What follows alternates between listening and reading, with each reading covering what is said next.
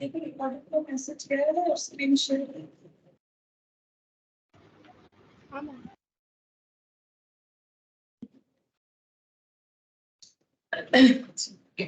देखो हम लोग रिडेम्पशन ऑफ डिबेंचर कर रहे थे, तो उसमें जो भी मेथड्स था हम लोगों ने दो मेथड्स जो है उस पे क्वेश्चन किया है। एक है हम लोग का लमसम वाला, ठीक है, और एक हम लोग का है ओपन मार्केट से परचेस करके कैंसिलेशन करने से कैसे होता है। पेमेंट इन लमसम, एक है purchase in open market for immediate cancellation, ठीक है। तो इस पे हम लोग कर रहे थे, तो यही वाला आज कंटिन्यू करेंगे, फिर देखते हैं अगर कन्वर्जन हो पाता है तो करेंगे, ठीक है। तो एक इलास्ट्रेशन 3 मैंने होमवर्क में दिया था इसी टॉपिक, ये देखो इलास्ट्रेशन 3, तो पहले ये करवा देते हैं। इलास्ट्रेशन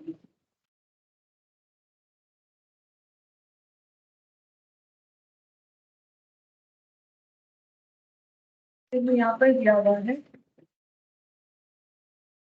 सेनकम लिमिटेड लिस्टेड कंपनी, एक लिस्टेड कंपनी है जिसने 1,50,000 रुपीज दिया हुआ है, ठीक है। ये इतना रुपीज का है, इतने रुपीज का 5% डिवेंचर इन्होंने इशू किया है 30 सितंबर 2010, ठीक है।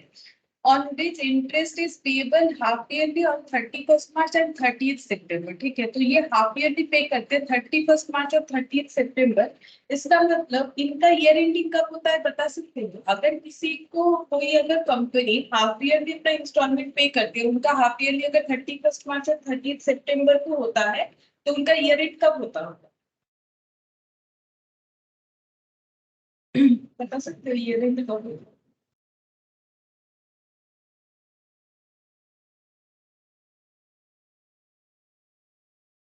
मतलब ईयर एंड तो दो ही होता है ना, एक जैन टू दिसंबर, एक होता है अप्रैल टू मार्च, लेकिन इनका अगर मार्च का हाफ ईयरली एक है, मतलब इनका 6 मंथ्स एक बार मार्च में आता है और इनका 6 मंथ्स एक बार 30th सितंबर में आता है, तो इसका मतलब 30th सितंबर में इनका ईयर एंडिंग होगा, ठीक है। आगे मिल जाएगा, देखिए मैंने तो इस ऐसे ही पूछ लिया। तो यहाँ पर देखो क्या बोल रहा है, the company has power to purchase debenture in the open market for cancellation thereof। तो ये लोग मार्केट, ओपन मार्केट से डिबेंचर परचेस करके कैंसिल कर सकते हैं, ऐसा इनके पास पावर है। The following purchase were made during the year ended 31 दिसंबर 2002।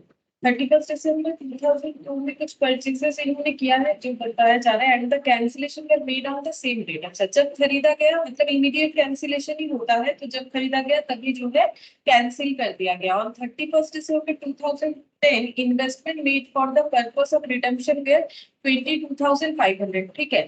मतलब इन्वेस्टमेंट मतलब क्या होता है वो, एक होता है डीआरआर, ठीक है, डिवेंचर रिडेम्पशन रिजर्व, और एक होता है debenture debenture redemption investment, DRI, ठीक है। तो ये इसका मतलब देखो क्वेश्चन पढ़ने से ही समझ में आता है। रूल्स तो है लोग का कि कौन बना सकता है कौन नहीं बना सकता है डीआरआर और डीआरआई, लेकिन यहाँ पर जब हमें डीआरआई का बता रखा है तो इसका मतलब जो है ये कंपनी केपेबल है डीआरआई बनाने के लिए, मतलब केपेबल नहीं, मतलब लॉ के हिसाब से इनका रूल्स होगा, तो ये 15% होना चाहिए डीआरआई जो बनेगा। तो 15% क्या होता है, जितना डिबेंचर मैच्योर होता है उसका। तो यहाँ पर हमें ये नहीं बताया कि कितना डिबेंचर जो है कैंसिल होगा, हम लोग चेक करके देख सकते हैं। कैसे चेक करेंगे ये देखो, यहाँ पर ये देखो, हम ये कहना चाह रहे हैं इन्होंने अगर इन्वेस्टमेंट कितना करना जरूरी है, जितने डिबेंचर हम लोग रिडीम करना चाहते हैं, तो 1,50,000 का डिबेंचर है, इस पे अगर हम लोग 15% करते हैं तो आंसर 22,500 आता है। इससे हमें ये पता चलता है, क्वेश्चन आगे पढ़ा नहीं है मैंने, फिर भी इससे ये कंफर्म होता है कि ये पूरा का पूरा डिबेंचर ही ये लोग जो है रिडीम करने वाले हैं, तभी तो इन्होंने इन्वेस्टमेंट जो है 15% ऑफ मैच्योर्ड डिबेंचर किया हुआ है, जिसका वैल्यू 1,50,000 होगा, तभी तो 15% पे 22,500 होगा। तो इससे देखो अगर हम लोग चीज को समझ के कर रहे हैं तो हमें ये पता चल जाता है कि इसका मतलब पूरा का पूरा डिबेंचर ही रिडीम होने वाला है। अब आगे पढ़ेंगे तो पता भी चल जाएगा। देखो बोल रहे कि 1 मार्च को इन्होंने 25,000 का डिबेंचर मार्केट से परचेस किया है 24,725 में एक इंटरेस्ट के साथ, मतलब इसमें इंटरेस्ट का वैल्यू जो है लिखा हुआ मतलब इंक्लूडेड नहीं है, ठीक है। 25,000 हो गया। दूसरी बार देखो परचेस किया है 20,000, nominal value purchase for 20,125 come interest। You are required to draw up the following accounts up to the date of cancellation तो कैंसिलेशन डेट तक हमें ये जो है कैलकुलेट करके देना है ये सारे अकाउंट्स, डिवेंचर अकाउंट्स और own debenture account. Own debenture एक इन्वेस्टमेंट होता है, ठीक है, हम लोग जब खुद ही अपना डिवेंचर परचेस करें तो वो हमारा एसेट हो जाता है, इग्नोर टैक्सेशन बोला है। तो बेसिकली हमें यहाँ पर दो ही अकाउंट बनाना है, डिवेंचर अकाउंट और ओन डिवेंचर अकाउंट, ठीक है। तो हम लोग पहले क्वेश्चन को पूरा ड्रॉ कर लेते हैं। देखो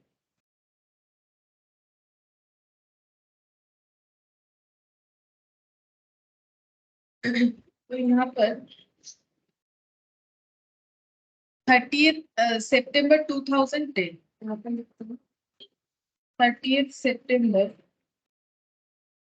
2010 इस डेट पे इनका डिवेंचर इशू हुआ है, ठीक है। यहाँ पर ये बैलेंस नहीं है, ये इशू किया गया है कितना, 1,50,000, 5% डिवेंचर 1,50,000, ठीक है।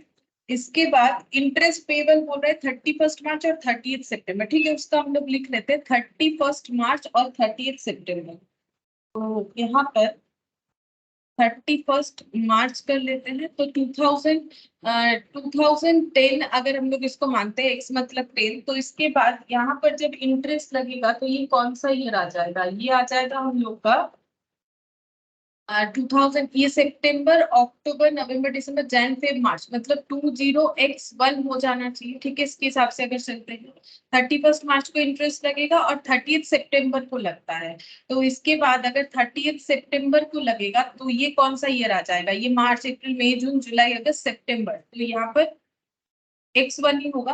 और यहाँ भी एक इंटरेस्ट होगा, ठीक है, यहाँ भी एक इंटरेस्ट का डेट होगा, लिख रहे हैं जस्ट इंटरेस्ट का डेट, बट ये तो इशू ही हुआ है, बट ये भी इंटरेस्ट का डेट होता है। The company has power to purchase debenture in open market for cancellation thereof. The following purchase were made during the year ended 31 December 2002. अच्छा, तो ये जो है ये 31 दिसंबर 2002 का हमें अकाउंट्स बनाना पड़ेगा बेसिकली, ठीक है, क्योंकि इसी टाइम पे परचेज हो रहा है। तो मैंने तो ये पूरे 2001 का कर दिया है, तो ये भी हमें चाहिए, लेकिन ये टाइमलाइन जो है थोड़ा सा मतलब ये आगे और चला जाएगा, इसको हम थोड़े से कम जगह पे करते हैं, ठीक है, तब जाके हो जाएगा। बता रहे क्या प्रॉब्लम हुआ, ये यहाँ पर 2 ईयर का कैलकुलेशन दिखाना पड़ेगा, तो ऐसे कर लेते हैं, ये 1 ईयर, ठीक है, ये आगे कर ऐसे कर देते हैं। तो यहाँ पर देखो कैसे करके हम लोग आइडेंटिफाई करेंगे। जैसे कि मैंने बोला, देखो अगर किसी का ईयर एंड होता है 30 सितंबर, ठीक है, तो इसका स्टार्टिंग ये देखो, स्टार्टिंग यहाँ से 30 सितंबर, ठीक है, एंड कब होगा, एंड हो जाएगा यहाँ पर 30 सितंबर 2001 होना चाहिए, ठीक है, ऐसे होना चाहिए, या फिर अगस्त होना चाहिए, चलो कोई बात नहीं, हम लोग यहाँ पर अपना 31 मार्च लिख लेते हैं इंटरेस्ट का, 31 मार्च 20x1, ठीक है, ये इंटरेस्ट का डेट हो गया। और एक 30 सितंबर 20x1, ये भी हम लोग का इंटरेस्ट का डेट हो जाएगा, ये दोनों हम लोग का इंटरेस्ट का डेट हो गया। ये हो गया 2001। अब 2002 में भी सेम वैसे ही होगा, एक हो जाएगा 31 मार्च, सितंबर के बाद अक्टूबर नवंबर दिसंबर जैन फेब मार्च, और यहाँ पर हो जाएगा 30 सितंबर 2002, ये भी इंटरेस्ट का डेट हो जाएगा, ठीक है। अच्छा, अब देखो यहाँ पर बोल रहा है the company has power to purchase. अच्छा, अब बोल रहा है कि देखो, हाँ, यहाँ पर पॉइंट हम लोग पढ़ रहे थे, the following purchase were made during the year ended. अच्छा, ईयर एंडेड होता है 31 दिसंबर 2002। अच्छा, ईयर एंडेड 31 दिसंबर को होता है, ठीक है, कोई बात नहीं, 31 दिसंबर ही मान लेते हैं। 31 दिसंबर 2002 को इन्होंने अपने ही ओपन मार्केट से डिवेंचर परचेज किया अपना ही, और ये कैंसिल कर दिया, तो 31 दिसंबर 2002 कब आएगा, इसके बाद एंड में आ जाएगा, ठीक है। अच्छा, अब देखते हैं, बोल रहा है कि 31 दिसंबर 2000 को इन्वेस्टमेंट किया था इन्होंने कितने का, यहाँ पर रिडम्पशन के लिए 22,500, ठीक है, तो 31 दिसंबर मतलब इसके बाद आएगा ये वाला डेट, ठीक है, ये सितंबर है, तो यहाँ पर हम लिखते हैं 31 दिसंबर 2000, ठीक है, 31 दिसंबर 2000 को इन्होंने इन्वेस्टमेंट किया था, इन्वेस्टमेंट यहाँ पर लिखते हैं DRI 22,500 का, ऐसा क्वेश्चन में दिया हुआ है। फिर परचेज कब हुआ है, देखो 1 मार्च 2000, 1 मार्च कहाँ पर आएगा, ये हम लोग को फाइंड आउट करना पड़ेगा, सितंबर हमें 2002 लेना है, तो ये हो गया 31 मार्च, तो 1 मार्च यहाँ पर आ जाएगा, 1 मार्च 2002 को इन्होंने परचेज किया है 25,000 नॉमिनल वैल्यू, तो नंबर कितने हो जाएंगे? 100 से डिवाइड होगा, क्योंकि डिवेंचर का हमेशा नॉमिनल वैल्यू 100 होता है, कुछ नहीं बोला जाए क्वेश्चन में तो 250 नंबर ऑफ डिवेंचर, ठीक है, 250 नंबर ऑफ डिवेंचर। और इसको परचेज किया है 24,725 में, ठीक है, परचेज हुआ है 24,725 और वो भी एक्स इंटरेस्ट, ठीक है, एक्स इंटरेस्ट, इसमें इंटरेस्ट इंक्लूडेड नहीं। अच्छा, इसके बाद यहाँ पर 1 सितंबर 2002 मतलब 30 सितंबर के जस्ट पहले, मतलब जो टाइप है वो एक ही जैसा है, जस्ट इंटरेस्ट जिस मंथ में लगेगा उस मंथ की स्टार्टिंग में इन्होंने परचेज किया। 1 सितंबर 2002 20,000, यहाँ पर परचेज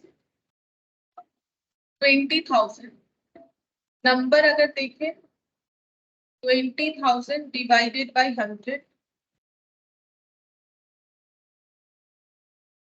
200 नंबर ऑफ डिवेंचर। अच्छा, 200 और यहाँ पर बोल रहा है कम इंटरेस्ट 20,125, ठीक है, परचेज हो रहा है कम इंटरेस्ट 20,125, कम इंटरेस्ट।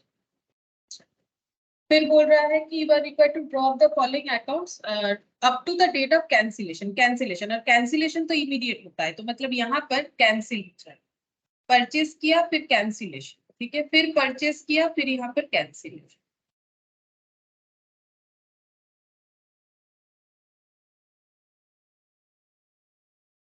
यहाँ पर हम थोड़ा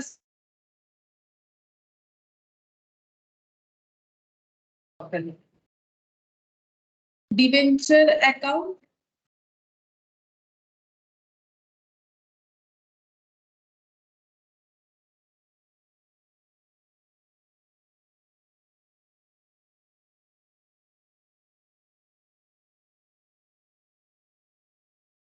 और ओन डिवेंचर ऐसा बोला था, देख लेते एक बार। ओन डिवेंचर ब्रैकेट में इन्वेस्ट, ओन डिवेंचर ब्रैकेट में investment account.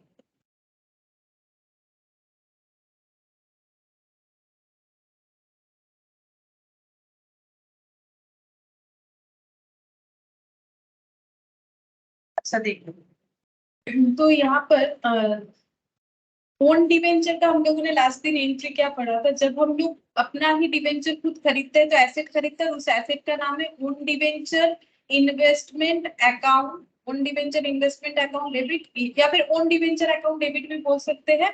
Interest on own debenture, जो कि कंपल्सरी इंटरेस्ट होता है जो हमें देना पड़ता है, मतलब जो ड्यू होता है अगर, तो interest on own debenture account debit, own debenture account debit to हम लोग क्या करते हैं जब पेमेंट करते हैं तो कैश या बैंक करते हैं, नहीं तो यहाँ पर हम लोग करते हैं 2 6% डिवेंचर, मतलब हम लोग का जब कैंसिल हो जाता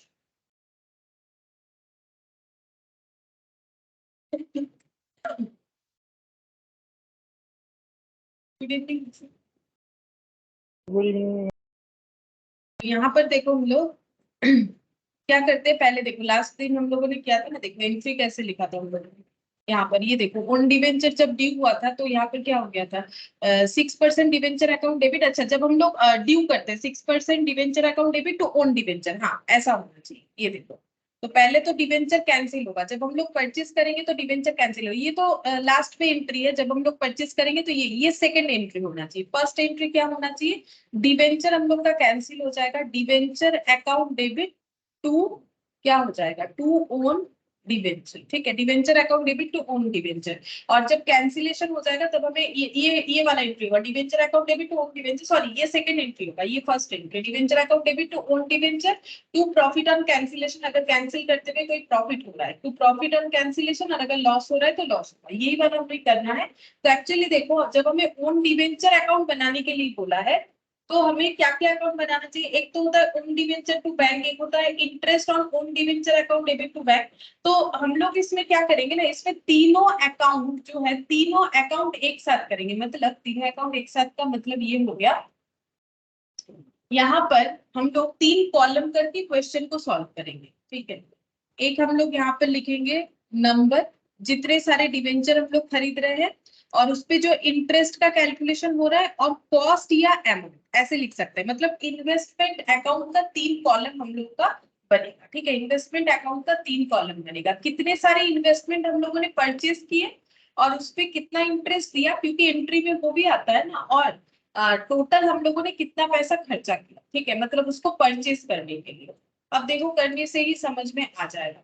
यहाँ पर सबसे पहले देखो, डिवेंचर हम लोग का अकाउंट कब का बनाना है देख लेते हैं। You are required to draw off the following accounts up to the date of cancellation. Cancellation date तक का हमें प्रिपेयर करके देना है, मतलब 30 सितंबर तक का देना पड़ेगा। ईयर एंड अगर, क्योंकि देखो क्वेश्चन में बता दिया था ईयर एंड 31 दिसंबर को ही होता है। ये देखो यहाँ पर ईयर एंडेड 31 दिसंबर, तो हम लोग 31 दिसंबर ही मानेंगे।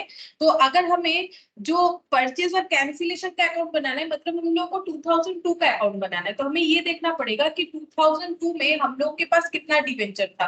तो ये 2000 में इशू हुआ, उसके बाद 2001 पूरा चला गया, जहां पर किसी तरह का कोई भी मतलब कैंसिलेशन वगैरह नहीं हुआ है। ठीक है, उसके बाद हम लोग का डायरेक्ट कैंसिलेशन 2002 में ही हुआ। मतलब जब 2002 आएगा तो हम लोग के पास कितना डिवेंचर रहेगा, यहाँ पर लिखते हैं 1/1/2000। ठीक है, यहाँ पर फिर बाई बैलेंस बीडी ही लिखना पड़ेगा, क्योंकि इशू तो 2000 में हुआ था। ठीक है, तो 1,50,000।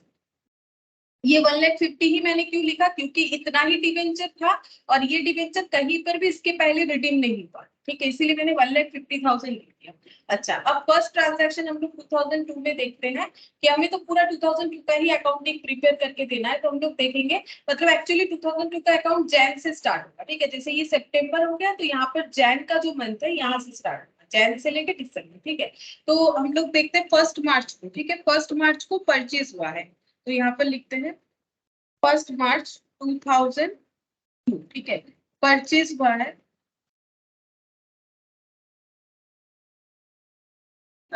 कितना से, यहाँ पर लिख परचेज डिवेंचर फॉर 24,725 रुपीज से। ठीक है, इतने से परचेज हुआ है।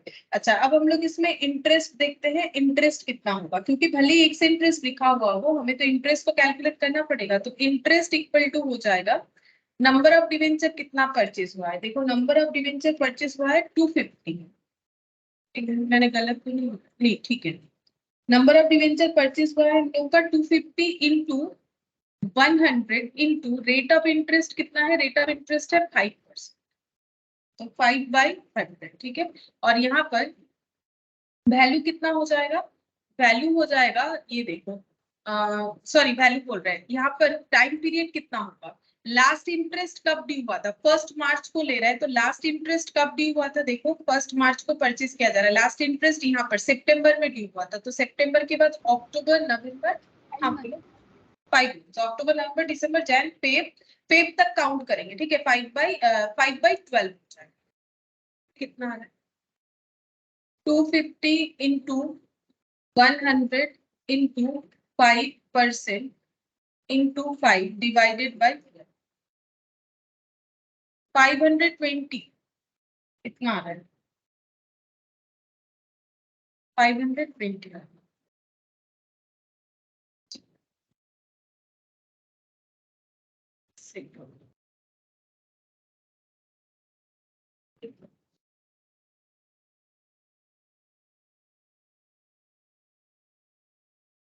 520 आ रहा है, 20.8 है तो 21 कर सकते, चलो 521 हो गया। ठीक है, ये इंटरेस्ट हो गया। अब हम लोग इसका एंट्री करेंगे, तो देखो जब हम लोग अपना इन्वेस्टमेंट परचेस कर रहे हैं, तो एंट्री क्या हो जाएगा, इन्वेस्टमेंट परचेस करने से एंट्री हो जाएगा इन्वेस्टमेंट अकाउंट डेबिट होता है, इन्वेस्टमेंट का नाम है ओन डिवेंचर, तो एंट्री क्या होगा, ऐसे होगा ओन डिवेंचर अकाउंट डेबिट। कितना हो जाएगा, जितने से परचेज हुआ है, परचेज प्राइस कितना है 24,725, और क्या होगा, इंटरेस्ट पे कर रहे हैं, तो interest on own debenture account debit. ठीक है, ये कितना होगा 521 टू बैंक हो जाएगा। ठीक है, टू बैंक हो जाएगा।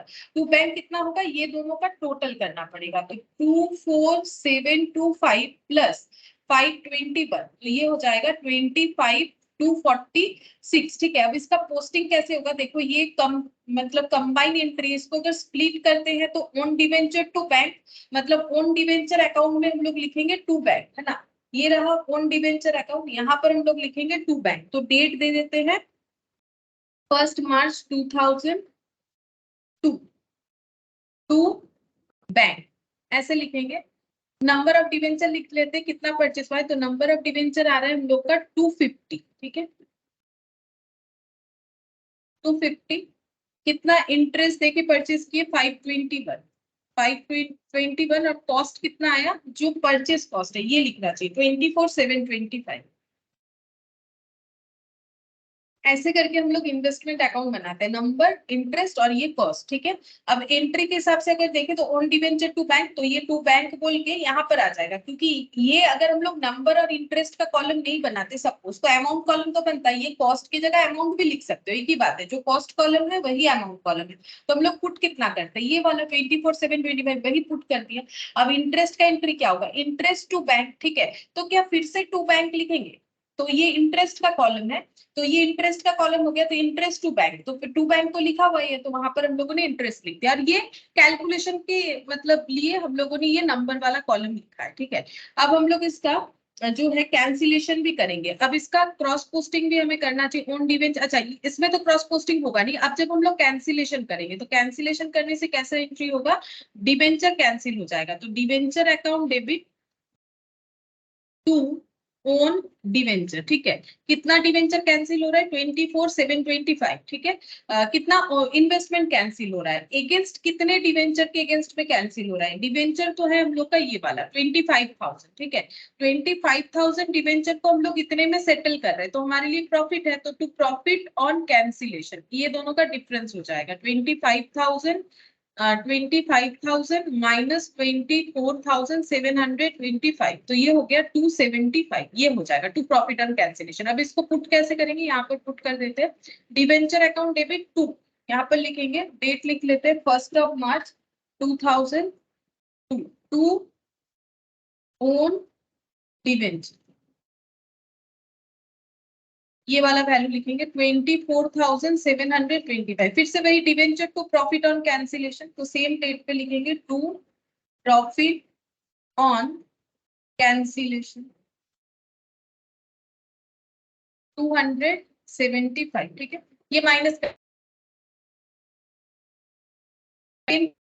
इसके बाद का कैलकुलेशन।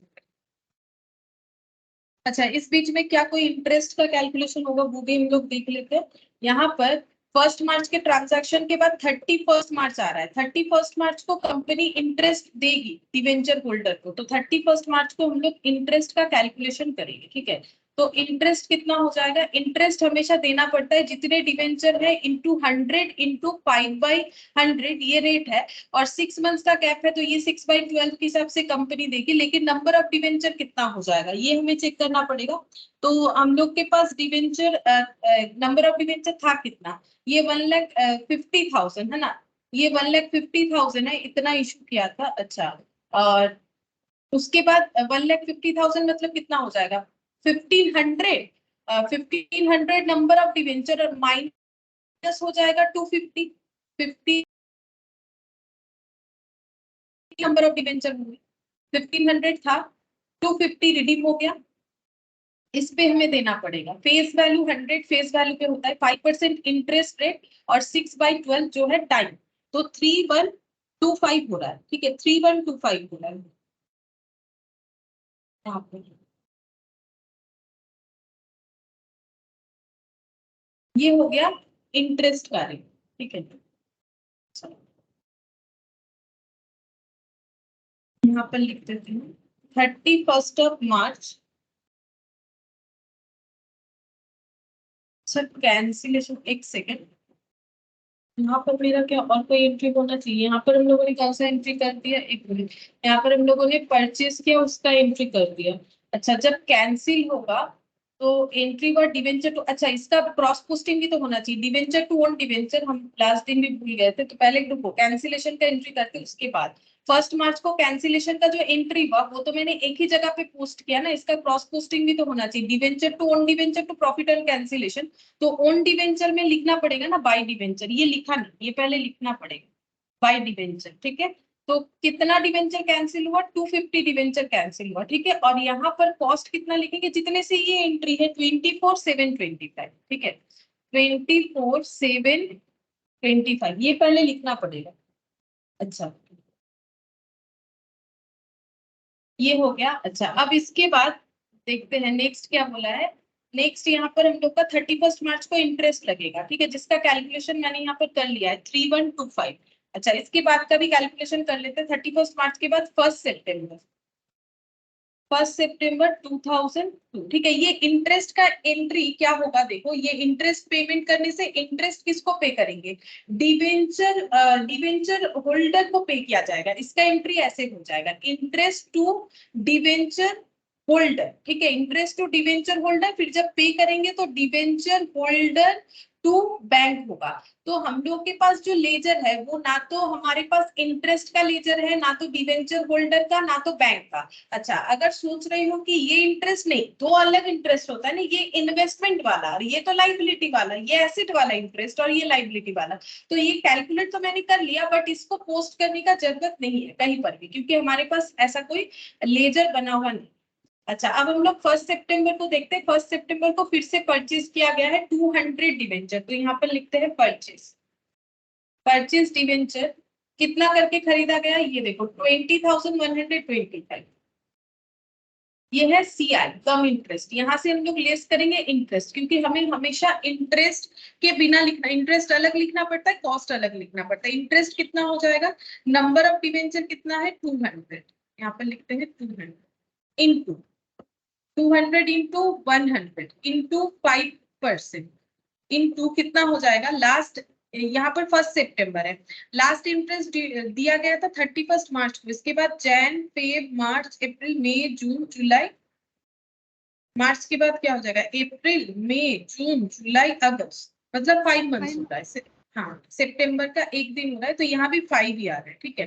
अच्छा कैलकुलेट कर लेते हैं, 200 into 100 into 5% into 5 divided by 12, तो ये हो गया 416.6, मतलब 417, ठीक है, ये इंटरेस्ट हो गया। अच्छा अब हम लोग इंटरेस्ट लेस कर देते हैं, तो हम लोग को कॉस्ट मिल जाएगा 20,125 माइनस 417, तो ये हो गया 19,708। 19,708 ये हम लोग का हो गया परचेज प्राइस, ठीक है, मतलब परचेज प्राइस विदाउट इंटरेस्ट हो गया, ये इंटरेस्ट अलग से पोस्ट होगा, ठीक है। अब हम लोग 1 सितंबर का एंट्री करेंगे, तो सबसे पहले हम लोग परचेज कर रहे हैं, तो एंट्री क्या होगा, 1 सितंबर 2002 को वही टू बैंक लिखेंगे, ठीक है।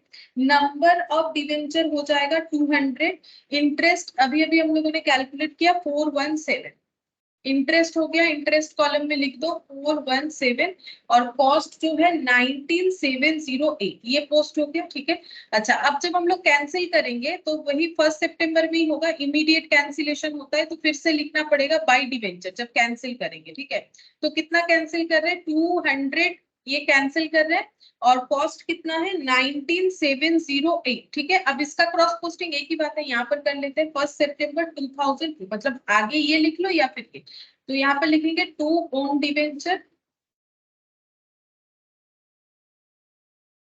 ये वाला 19,708, ठीक है, ये हमें वर्किंग नोट से मिला है, वर्किंग नोट 2 लिख दो, ठीक है।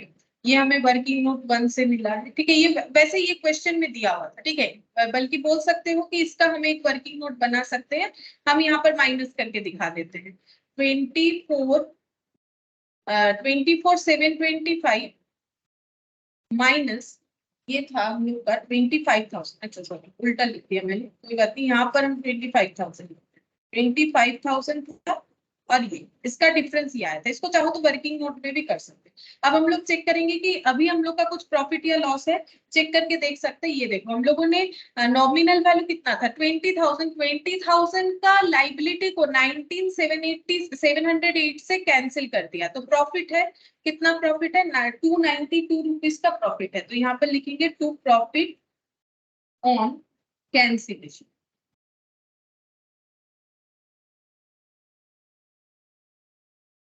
20,000 माइनस 19,708, तो ये हो गया 292 रुपीज का प्रॉफिट हो गया, ठीक है, 292 रुपीज का प्रॉफिट हो गया।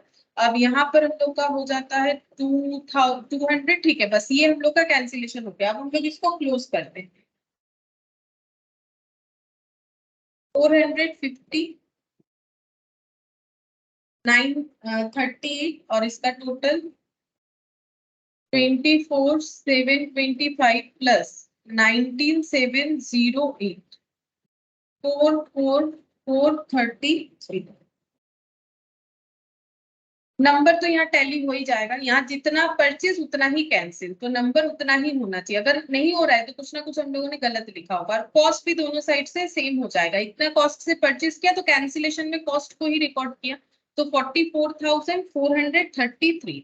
ये इंटरेस्ट जो है, ये इंटरेस्ट जो मिला जिनका मतलब ये कंपनी ने जब किसी और से परचेज किया तो ये उन्होंने इंटरेस्ट दे के परचेज किया, तो ये इनके पीएल में चले जाना चाहिए eight the end of the year.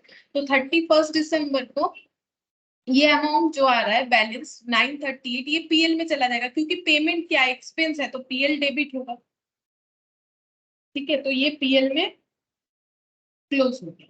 अच्छा, यहाँ पर कुछ नहीं आएगा, ये कंप्लीट। अब इसका हम लोग कंप्लीट करते हैं।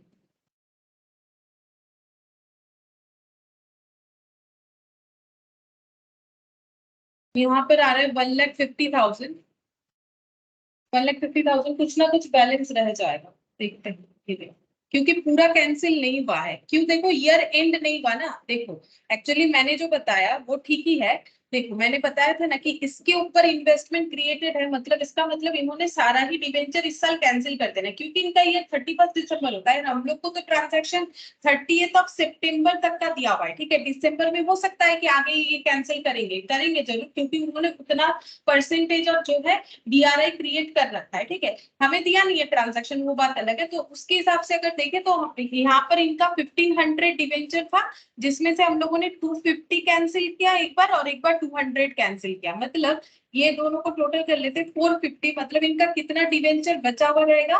बैलेंस में आंसर आएगा 1050 इंटू 100 करने से जितना होता है, मतलब 1,05,000 बैलेंस आना चाहिए, है ना। यही तो लॉजिक हुआ ना कि अगर जितना डिवेंचर बच जाएगा उतना ही, क्योंकि ये तो डिवेंचर अकाउंट है, 1,50,000, ऐसे 1,50,000 में से इतना और इतना कैंसिलेशन हो गया, कैंसिलेशन पे प्रॉफिट है। अच्छा, अब देखो यहाँ पर 31 दिसंबर को टू बैलेंस शीट जो डिवेंचर कैंसिल नहीं हुआ उसका वैल्यू हम डायरेक्टली लिख देते 1,05,000, क्योंकि मैंने कैलकुलेट किया इस तरीके से, तुम लोग अगर बैलेंस करके भी देखोगे उतना ही आ जाएगा, क्योंकि लॉजिक के बाद में देखो ना जितना जितना कैंसिल हो गया यहाँ पर चेक करो, 24,725 प्लस 275, ये करने से कितना आता है 25,000। और ये हमें क्या बता रहा है, ये दोनों का टोटल हमें बता रहा है face value of the debenture, ठीक है, मतलब 25,000 का चीज 24,725 में रिडीम हो गया, मतलब सेटअप हो गया, इसीलिए तो इतने का प्रॉफिट है। और ये दोनों का फेस वैल्यू ऐड करो, देखो आएगा 20,000, ठीक है, ये देखो दोनों का ऐड करो 0 0 20,000, ठीक है, तो ये ऐड करो 20,000 हो गया। 45,000 का हमारा डिवेंचर कैंसिल हो गया 1,50,000 में से, तो फिर बचना कितना चाहिए, बचेगा 1,05,000, ठीक है, इसीलिए, ठीक है, ये वाला हम लोग का कंप्लीट हो गया। इसके बाद फोर्थ नंबर, यहाँ पर एक जो है जर्नल एंट्री रिलेटेड क्वेश्चन है, इसको लास्ट में लेते हैं, देखते हैं अगर टाइम होगा तो करेंगे। और इसके बाद एक कन्वर्जन वाला है, ये दोनों को पेंडिंग में फिलहाल रखते हैं, हम लोग क्वेश्चन नंबर 2 कर लेते हैं, ठीक है, क्वेश्चन नंबर 2, नहीं 2 नहीं 3 और 4, यहाँ से 3 और 4 सेम टाइप ऑफ क्वेश्चन है, उसके बाद हम लोग 2 क्वेश्चन करेंगे।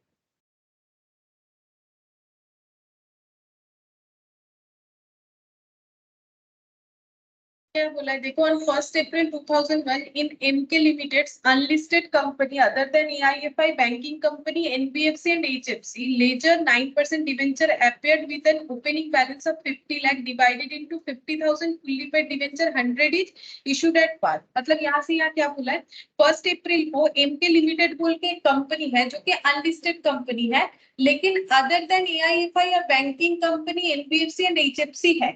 जब ऐसा बात आ रहा है तो हम लोग को ये सोचना पड़ता है कि फिर ये डीआरआई बनाएगी कि नहीं, डीआरआर बनाएगी कि नहीं, ठीक है, ये सब हमें सोचना पड़ता है। अब यहाँ पर क्या बोला है देखो, अगर तुम लोग को याद नहीं रहता है तो अगर ऐसा क्वेश्चन आता है उसमें हमारे पास एक मतलब देख सकते हैं कि हमें क्या बोला है। कभी कभी जो है दे देता है इतना इन्वेस्टमेंट कर रखा है, मतलब इन्वेस्टमेंट क्रिएट होगा। ठीक है, आगे पढ़ के देखते हैं। बोल रहा है कि बैलेंस जो है इनका डिवेंचर का इतना है, और ये डिवेंचर कैसे अपने आप को रिप्रेजेंट कर रहा है, 50,000 नंबर ऑफ डिवेंचर 100 एट पर। तो 50,000 इंटू 100 करने पे 50 लाख ही आता है, वही चीज बताया गया है। ठीक है, और पार पे इशू हुआ था। Interest on debenture was paid half yearly 30th September and 31st March. 30th September and 31st March को इंटरेस्ट दिया जाता है। On 31st May 2001 the company purchased 8,000 debenture of its own, मतलब purchase from open market वाला है, at the rate of 98x interest पर debenture. एक एक डिवेंचर इन्होंने 98 से खरीदा, जो कि एक्स इंटरेस्ट है, मतलब एक्सक्लूडिंग इंटरेस्ट इसमें प्राइस बताया गया है। 98 में कोई इंटरेस्ट इंक्लूडेड नहीं है। On same date cancel and debenture cancel the debentures acquired, बोल रहा है सेम डे वो कैंसिल कर दिए जो उन्होंने एक्वर किया था। You are required to prepare necessary ledger account excluding bank account. Bank account के अलावा बाकी नेसेसरी जो भी लेजर है वो हमें प्रिपेयर करने के लिए बोला जा रहा है। एक तो ओन डिवेंचर अकाउंट आएगा, और ओन डिवेंचर आएगा तो डिवेंचर अकाउंट भी आ जाएगा। ठीक है, तो यहाँ पर नेसेसरी क्या क्या हो सकता है। नेसेसरी में हम लोग डिवेंचर अकाउंट बना लेंगे, एक हम लोग ओन डिवेंचर अकाउंट बनाएंगे, और उसके साथ अगर हम लोग चाहें तो डिवेंचर डीआरआर और डीआरआई ये भी हम लोगों को बनाना पड़ेगा। ठीक है, क्योंकि देखो ये जो कंपनी हो रहा है कि अनलिस्टेड कंपनी अदर देन एआईएफआई, ये इनको जो है डीआरआर और डीआरआई दोनों ही बनाना पड़ता है। देखो हम यहाँ पर एक बार तुम लोग को दिखा रहे हैं कितना बनेगा, ये देखो। ये कौन सा है, unlisted company other then other other unlisted company को बनाना पड़ता है। ठीक है, लेकिन अनलिस्टेड बैंक और अनलिस्टेड एआईएफआई नहीं बनाता है, तो ये एआईएफआई भी नहीं है और ये बैंकिंग भी नहीं है। ठीक है, और ये बैंकिंग नहीं है, एआईएफआई नहीं है, और अदर कंपनी है, तो डीआरआर तो बनेगा, यहाँ से पता चल गया। ठीक है, और डीआरआई के लिए था ना कि अगर लिस्टेड बैंक है या फिर लिस्टेड एआईएफआई है तो नहीं होगा, अनलिस्टेड अदर बना सकते हैं। ठीक है, तो ये अनलिस्टेड अदर में आ रहा है, 15% इनका डीआरआई बनेगा। ठीक है, तो हम लोग सारे अकाउंट ही बना लेते हैं, चलो जो भी नेसेसरी अकाउंट बने।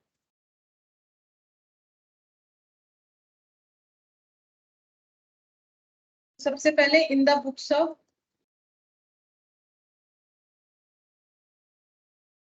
M K limited ledger debenture account,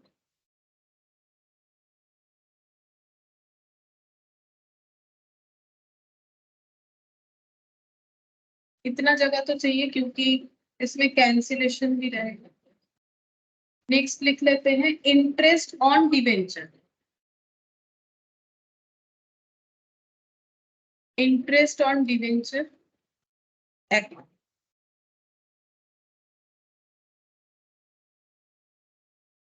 interest on debenture account.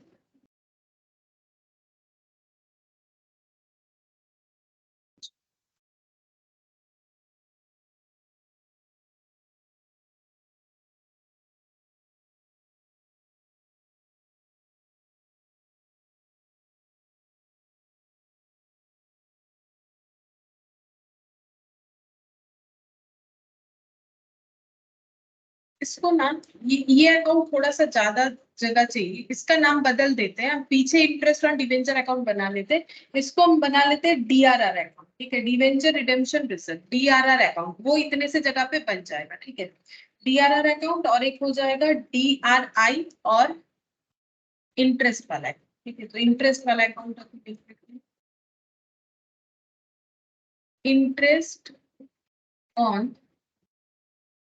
Debenture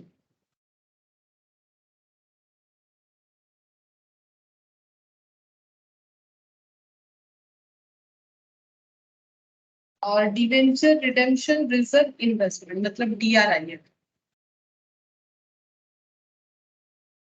DRI.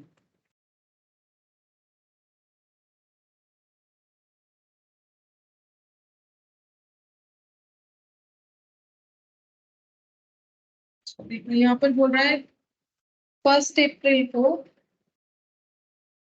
इनके पास बैलेंस दिख रहा है 9% डिवेंचर का, ठीक है। 1 अप्रैल को बैलेंस दिख रहा है 9% डिवेंचर, तो 1 अप्रैल का हम लोग बैलेंस बीडी कर देते हैं। 1 अप्रैल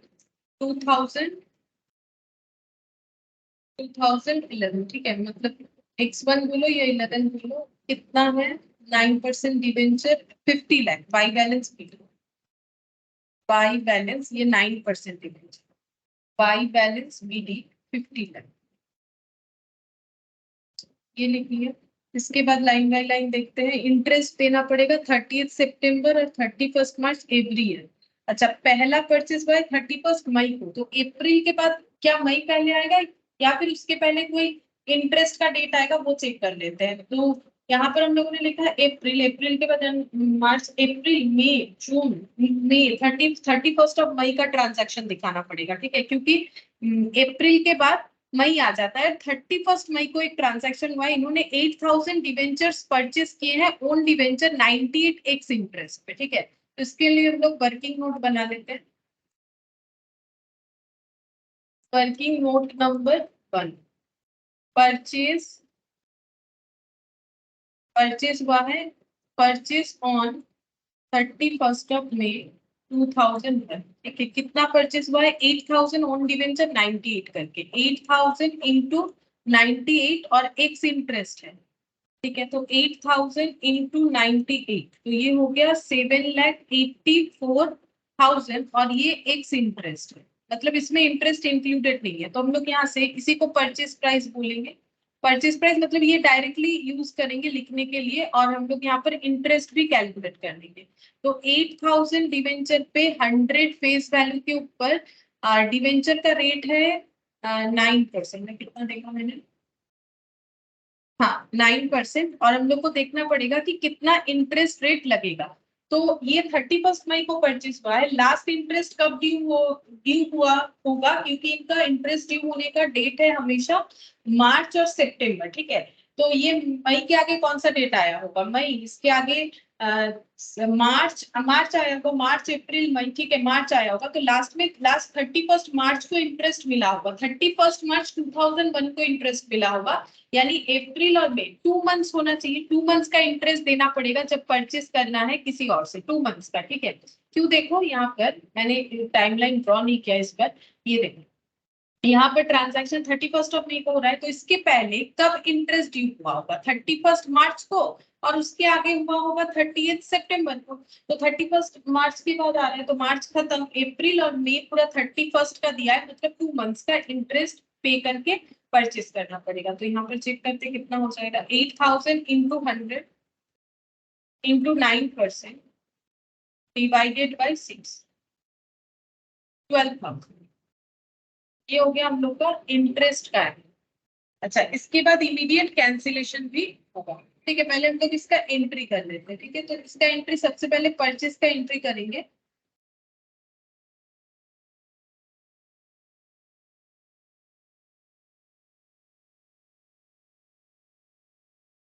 यहाँ पर मैंने कौन सा अकाउंट बनाया, हाँ ये वाला। अच्छा, यहाँ पर मैंने ओन डिवेंचर का अकाउंट नहीं बनाया, अगर ओन डिवेंचर का अकाउंट बनाते तो वहां लिख देते, ठीक है। तो इसका मतलब हम लोग का एंट्री ऐसे होगा, जब परचेज होगा तो own debenture account debit interest on own debenture debit to bank, ठीक है, ये एंट्री होना चाहिए। बट मैंने इंटरेस्ट ऑन ओन डिवेंचर और ओन डिवेंचर का कोई अकाउंट नहीं बनाया, एक्सक्लूडिंग बैंक बोला है, ठीक है। मतलब बैंक अकाउंट तो नहीं बनेगा, ओन डिवेंचर और इंटरेस्ट ऑन ओन डिवेंचर नहीं बनाया। अगर हम लोग चाहे तो बना सकते हैं, मतलब फिर ऐसे बनेगा, ऐसे बनाने से हो जाएगा, ठीक है। अगर चाहो तो ये बना सकते हैं हम लोग ओन डिवेंचर वाला। और इसके बाद जब कैंसिलेशन होगा तो ऐसे हो जाएगा 9% debenture account debit to own debenture, ठीक है।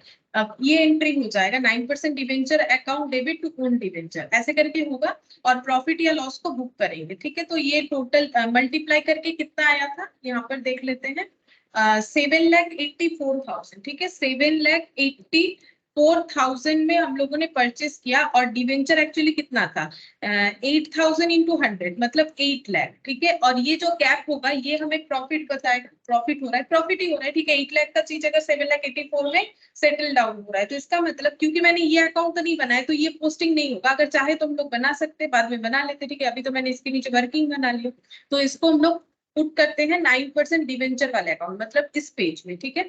तो यहाँ पर हम लोग लिखेंगे 31 में 2001, यहाँ पर लिखेंगे टू ओन, ये देखो 9% डिवेंचर टू ओन डिवेंचर 7,84,000 और सेम डेट पे to profit on cancellation, to profit on cancellation 8 lakh minus 7,84,000,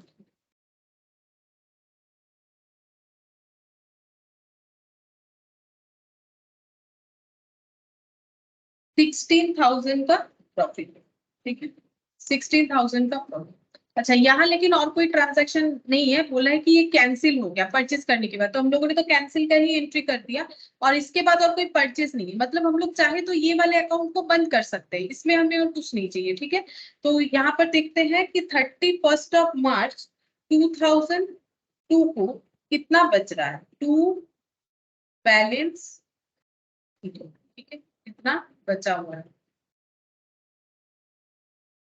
क्योंकि ये ईयर एंड इस डेट पे होगा इसीलिए मैंने ये वाला डेट दिया, और क्योंकि कोई परचेज और कैंसिलेशन नहीं ओपन मार्केट से इसीलिए हम इसको क्लोज कर रहे हैं, ठीक है। तो 50 लाख माइनस 8 लाख 42 लाख, ठीक है। ये 8 लाख क्यों, ये दोनों का टोटल तो 8 लाख ही हो रहा है ना। 8 लाख का डिवेंचर रिडीम कर दिया, इतने पे इतना प्रॉफिट कमा लिया, तो ये हो गया 50 लाख कंप्लीट, ठीक है।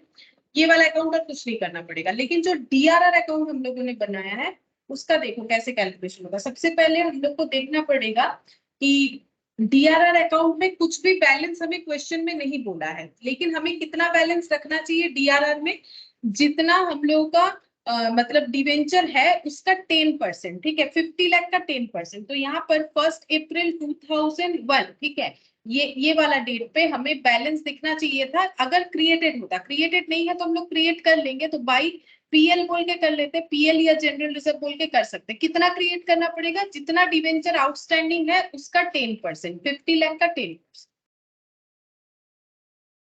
50 लाख का 10%, तो यहाँ पर हो जाएगा 5 लाख, ठीक है। 5 लाख हो गया। अच्छा, इसके बाद डीआरआई का देखते हैं। डीआरआई का कितना होना चाहिए, इसमें बैलेंस होना चाहिए 1/4/2001, ठीक है। यहाँ पर हम लोग का ये भी क्रिएटेड नहीं है, ठीक है। तो क्रिएटेड नहीं है तो इसका मतलब इन्वेस्टमेंट परचेस करना पड़ेगा। समझो बात को कि इन्वेस्टमेंट रहता है तो हम लोग टू बैलेंस बीडी लिख देते हैं, क्योंकि इन्वेस्टमेंट नहीं दिखा रहा है इसका मतलब हमें परचेस करना पड़ेगा। तो परचेस करने से एंट्री क्या होगा, investment account debit to bank लिखना पड़ेगा। बाकी क्वेश्चन में क्रिएटेड रहता है तो हम लोग टू बैलेंस बीडी लिख देते हैं। अब कितना हमें परचेस करना पड़ेगा, जितना हम लोगों का डिवेंचर रिडीम होगा उसका 15%, ठीक है। तो 50 लाख का मतलब जितना मैच्योर्ड है 50 लाख का 15%, ये तो हमें स्टार्टिंग में ही करना पड़ेगा। तो 50 लाख का 15% कितना हो जाएगा,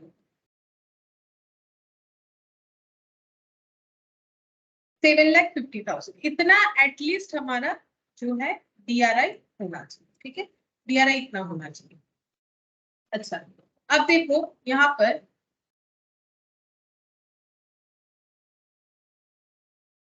on 31 May 2001 the company purchase. अच्छा, इसके बाद देखो मैंने ना एक्चुअली क्या किया ना, ये वाला पूरा बना के क्लोज कर लिया। कोई बात नहीं, हम लोग ना फिर से स्टार्टिंग से एक बार देखेंगे कि हमारा क्या क्या होना चाहिए। तो ये 1 अप्रैल हो गया। 1 अप्रैल के बाद क्या आता है, अप्रैल के बाद पहले 31 मार्च आएगा, फिर 31 मई आएगा, ठीक है। तो पहले हम 31 मार्च का एंट्री करेंगे। 31 मार्च में हम लोगों को एक इंटरेस्ट का एंट्री करना पड़ेगा, ठीक है। पहला एंट्री हो जाएगा 31 मार्च 2000। एक सेकंड, ये कौन सा ईयर है, ये 31 मार्च 2001। एक काम करते हैं, हम टाइमलाइन बना ही लेते हैं, क्योंकि मुझे डेट जो है थोड़ा सा कंफ्यूजन हो जाता है, ठीक है। यहाँ पर हम बना लेते हैं, बनाने से बेटर होता स्टार्टिंग में, मैंने ध्यान नहीं दिया, ठीक है। ये 1 अप्रैल 2001, ये एंड हो जाएगा 31 मार्च 2002, ठीक है। अच्छा, 1 अप्रैल में यहाँ पर 50 लाख का डिवेंचर था बैलेंस। फिर इसके बाद इंटरेस्ट होता है 30 सितंबर और 31 मार्च, तो यहाँ पर हो जाएगा 30 सितंबर 2000, अप्रैल के बाद ये 2001 ही रहेगा। ठीक है, तो यहाँ पर इंटरेस्ट होगा और इस डेट पे एक इंटरेस्ट होगा। अच्छा, इसके बाद यहाँ पर 31 मई 2001, मतलब यहाँ पर 2001 को परचेज पर परचेज 8,000 @98, @98, ठीक है, और कैंसिल कैंसिल। तो मैंने क्या किया ना, इसका कैलकुलेशन तो कर लिया, लेकिन बाकी जितने सारे अकाउंट बनाए हैं उसका अभी तक मैंने कैलकुलेशन नहीं किया। ठीक है, तो वो करना पड़ेगा क्योंकि हमें पूरा यहाँ से लेके यहाँ तक का ईयर एंडेड दिखाना पड़ेगा। अच्छा, तो ये मैंने बैलेंस तो लिख दिया, ये वाला ट्रांजैक्शन भी दिखा दिया। अब 30 सितंबर और 31 मार्च आएगा। ठीक है, अभी हम लोग क्या करेंगे, तो सबसे पहले हम लोग इंटरेस्ट जब पे करेंगे तो उसका एंट्री करना पड़ेगा। तो यहाँ पर इंटरेस्ट ऑन डिवेंचर अकाउंट में लिखते हैं 31 मई 2001। ठीक है, यहाँ पर इंटरेस्ट लिखेंगे टू बैंक। कितना इंटरेस्ट देना पड़ेगा देखो, 8,000 डिवेंचर जो हम लोगों ने एक्वायर किया उस पे इंटरेस्ट कैलकुलेट किया है हम लोगों ने, यहाँ पर दिख रहा है 12,000। ठीक है, 12,000 इंटरेस्ट हो रहा है।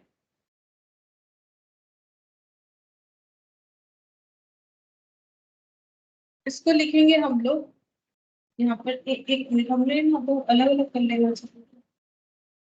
ठीक है, कोई बात नहीं, यहाँ पर लिख सकते, टू बैंक यहाँ पर लिख देते हैं 12,000। ठीक है, इंटरेस्ट जो हम लोगों ने पे किया, मतलब सिर्फ इंटरेस्ट का एंट्री हो रहा है, इंटरेस्ट टू बैंक। ठीक है, इतना देके हम लोगों ने पे किया। ठीक है, उसके बाद हम लोग का नेक्स्ट इंटरेस्ट का डेट कब आएगा, 30 सितंबर को आएगा। ठीक है, तो अभी हम लोग लिखेंगे 30 सितंबर 2000 पर। ठीक है, यहाँ पर फिर से हमें लिखना पड़ेगा टू बैंक, और इंटरेस्ट कितना हो जाएगा, जितने डिवेंचर है उस पे हमें इंटरेस्ट दिखाना पड़ेगा।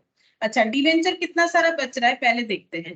50 लाख में से 8 लाख चला गया। ठीक है, 50 लाख में से 8 लाख चला गया, जितना बचेगा उस पे हमें देना पड़ेगा। तो यहाँ पर एक काम करते हैं, 5 लाख लिख लेते हैं, 5 लाख माइनस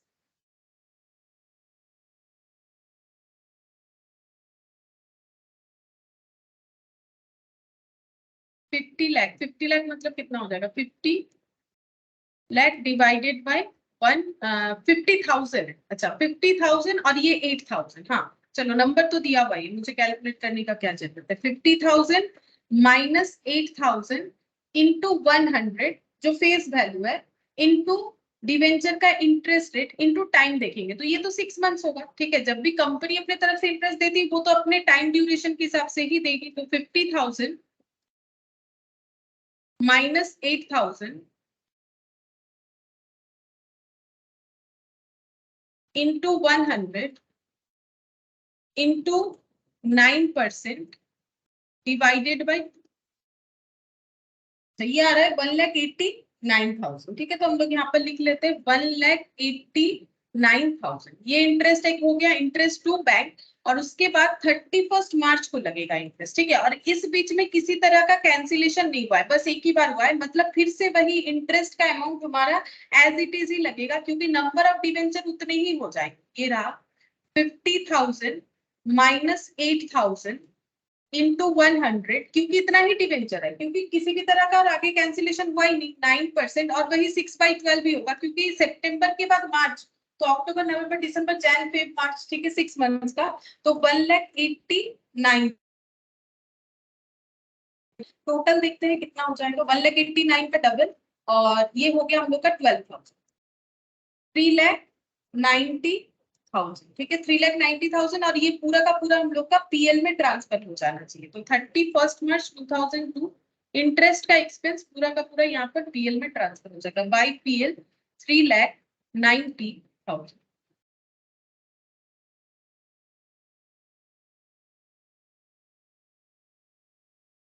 ये वाला हम लोग का क्लोज हो गया। अच्छा, नेक्स्ट हम लोग यहाँ पर देखते हैं हम लोग का डीआरआर।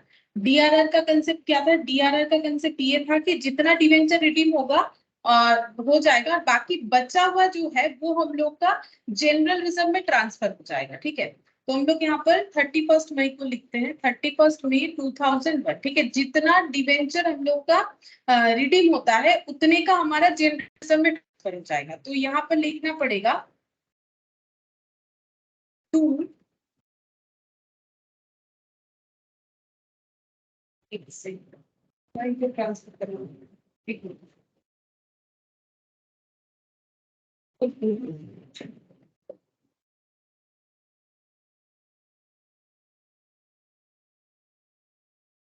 डीआरआर में हम लोग का, हाँ, यहाँ पर जाएगा टू जनरल रिजर्व। कितना जाना चाहिए? देखो हर बार क्या होता है, हम लोग का पूरा रिडीम हो जाता है, लेकिन इस बार हम लोग का कितना रिडीम हुआ है? 8 लाख। ठीक है, तो हम लोग का यहाँ पर 8 कितना डिवेंचर, एक मिनट रुको, 8,000 debenture of its own, 8,000 into 100, 8,000 into 100, और इसका 10% जाएगा। ठीक है, हम बताते हैं, प्रोपोर्शनेटली होगा। देखो 8,000 इंटू 100 ये हो गया इतना डिवेंचर, इनटू यहाँ पर 10% होगा। इसका लॉजिक बता रहे, 80,000 होगा। क्यों होगा? नॉर्मली क्या होता है, अभी तक हम लोगों ने जितना भी क्वेश्चन किया था, जितना हम लोगों ने यहाँ पर डीआरआर क्रिएट किया था, वो कितने के ऊपर होता है? जितना डिवेंचर है उतने के ऊपर होता है। हम लोग क्वेश्चन में देख रहे थे कि सारा डिवेंचर ही हम लोगों का रिडीम हो जा रहा था, जहां जहां हम लोगों ने डीआरआर अकाउंट ओपन किया था। ठीक है, हर एक क्वेश्चन में हम लोगों ने डीआरआर अकाउंट नहीं बनाया था, लेकिन इस क्वेश्चन में क्या हुआ, हम लोगों ने डीआरआर अकाउंट बनाया, लेकिन हम लोगों ने जो डीआरआर क्रिएट किया वो जितना आउटस्टैंडिंग डिवेंचर है सब पूरे भी किया, रूल्स वही बोल रहा है, लेकिन हम लोग का रीडिंग पूरा नहीं हुआ, कुछ ना कुछ बच जा रहा है। तो इसका मतलब हमें फिर उसका कैलकुलेशन कैसे करना पड़ेगा? हम लोग को उतना ही जनरल रिजर्व में डीआरआर का पोर्शन ट्रांसफर करना है जितना रीडिंग होता है। बाकी क्वेश्चन में ना पूरा ही रीडिंग हो रहा था, इसीलिए पूरा 5 पर क्या होगा, प्रोपोर्शनेटली हम लोगों का 8 लाख का डिवेंचर रिडीम हो रहा है, तो उसका 10%, मतलब 50 लाख का 10% बना रहे, 50 लाख में से 8 लाख का डिवेंचर रिडीम हो रहा है, तो 8 लाख से रिलेटेड जितना हम लोगों का डीआरआर है उतना ही जनरल रिजर्व में जाना चाहिए। बाकी क्वेश्चन में ये पोर्शन नहीं आया था, मतलब ऐसा कोई क्वेश्चन नहीं था जहां पर हम लोग का पूरा डिवेंचर रिडीम नहीं हुआ था और हम लोगों ने डीआरआर अकाउंट ओपन किया था। इसके पहले हम लोगों ने जो भी डीआरआर अकाउंट ओपन करके क्वेश्चन किया था, वहां पर पूरा डिवेंचर ही रिडीम हो रहा था। ठीक है, और ऐसा क्वेश्चन भी था जहां पूरा डिवेंचर रिडीम नहीं हुआ, लेकिन वहां डीआरआर हम लोगों ने नहीं बनाया था।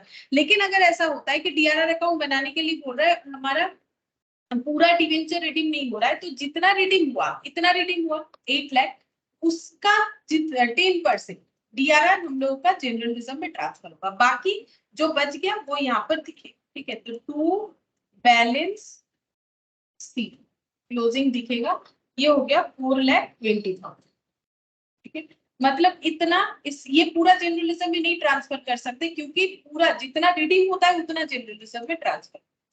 तो ये हम लोग का यहाँ पर इस तरीके से क्लोज होगा, ऐसा इसके पहले वाले क्वेश्चन में नहीं था। ठीक है, सेम चीज हम लोग डीआरआई के लिए भी करेंगे। ठीक है, हम लोगों ने इतना इन्वेस्टमेंट परचेस किया, लेकिन पूरा डिवेंचर तो रिडीम नहीं हुआ। कितना हुआ है? 31 मई 2001 को हम लोगों ने जितना डिवेंचर रिडीम किया है उसके बेसिस पे हम लोग इन्वेस्टमेंट सेल करेंगे। इतना इन्वेस्टमेंट खरीद रखा है, लेकिन रिक्वायरमेंट के हिसाब से सेल करेंगे ना, तो सेल कितना करना पड़ेगा? सेल करने से पैसा आएगा बाय बैक। ठीक है, कितना सेल करेंगे?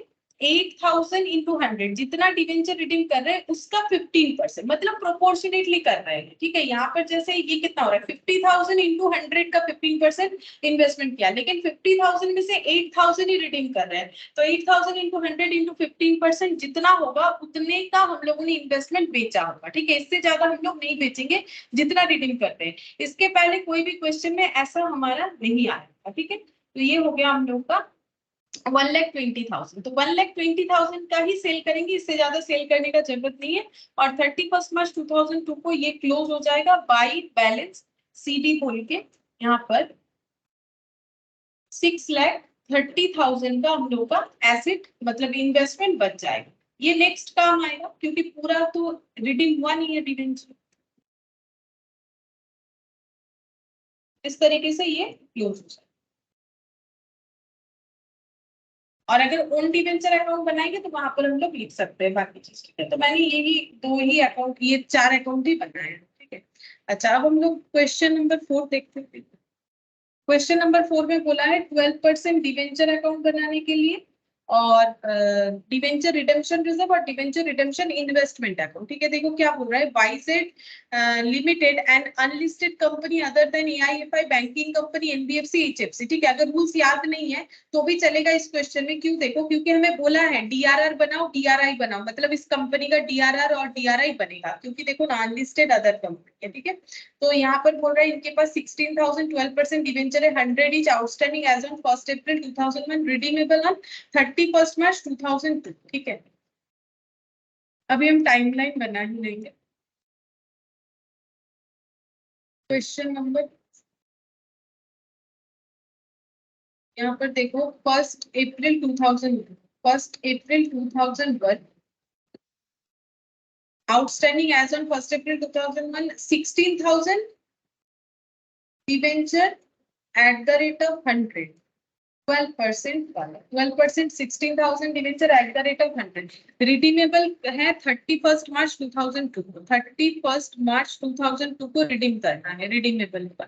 On 1 April 2001 the following balances appeared in the books of the account, investment in 2009% secured government bond of 100 each. ठीक है, तो जो डीआरआई बना हुआ है मतलब इन्वेस्टमेंट, ये है 2009% बॉन्ड 100 ईच,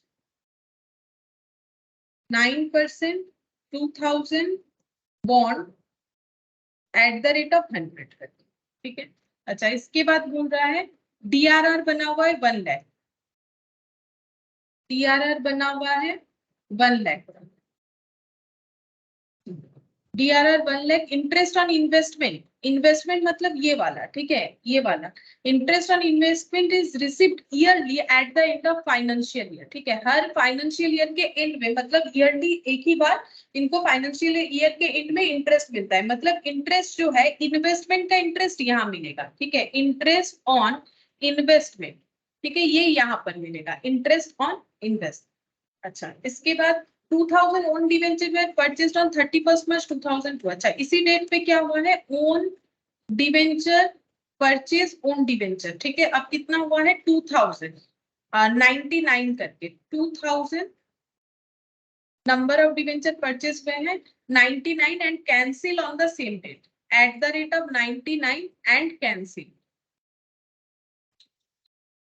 अच्छा फिर देखते हैं क्या हो रहा है, 30 मार्च 2002, 30 मार्च बोल रहा है। ठीक है, the investment were realised at par, इसके एक दिन पहले 30 मार्च को इन्वेस्टमेंट इन्होंने सेल कर दिया पर वैल्यू पे, debenture by redeemed on 31 March 2002, you are required to write up the following accounts. 30 March 2002 को सेल ऑफ इन्वेस्टमेंट, ठीक है, सेल ऑफ इन्वेस्टमेंट हो गया है। 31 मार्च 2002 को रिडीम हो जाएगा, you are required to write up the following accounts for the year ended 31 March 2002, यहाँ पर हो गया रिडीम, रिडेम्पशन इसी डेट पे। अच्छा इनका इंटरेस्ट का नहीं बताया, डिवेंचर का इंटरेस्ट कब तक होता है। On 1 April 2001 the following balances appeared in the books of the accounts, investment बोला है 2000 on debenture were purchased on 31st March 2002 at an average price and cancelled on the same date. On 30th March 2002 the investment were realized at par. ठीक है, कुछ बताया तो नहीं है, देखते हैं यहाँ पर हमें जो अकाउंट बोला उसमें हमें जरूरत होगा ही नहीं होगा। पहले बोल रहा है 12% डिवेंचर है, 12% debenture account,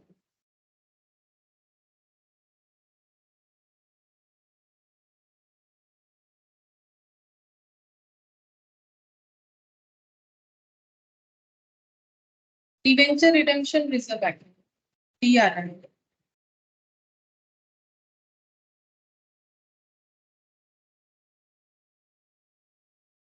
DRI।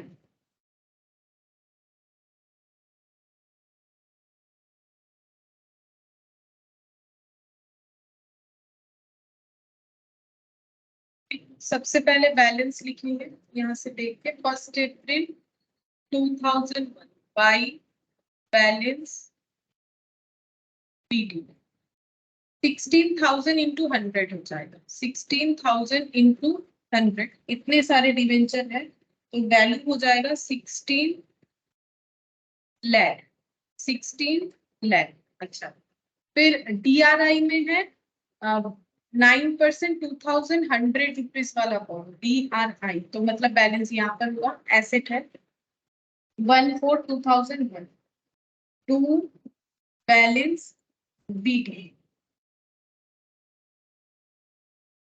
2,000 into 100,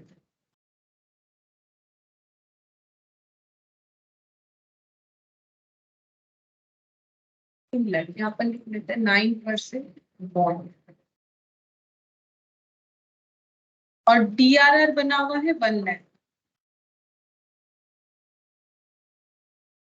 by balance BT 1 lakh. अब सफिशिएंट है कि नहीं देखना पड़ेगा, अगर नहीं है तो हमें क्रिएट करना पड़ेगा। तो इसका 10% होना चाहिए, 16 लाख का 10% हम लोगों का डीआरआर होना चाहिए।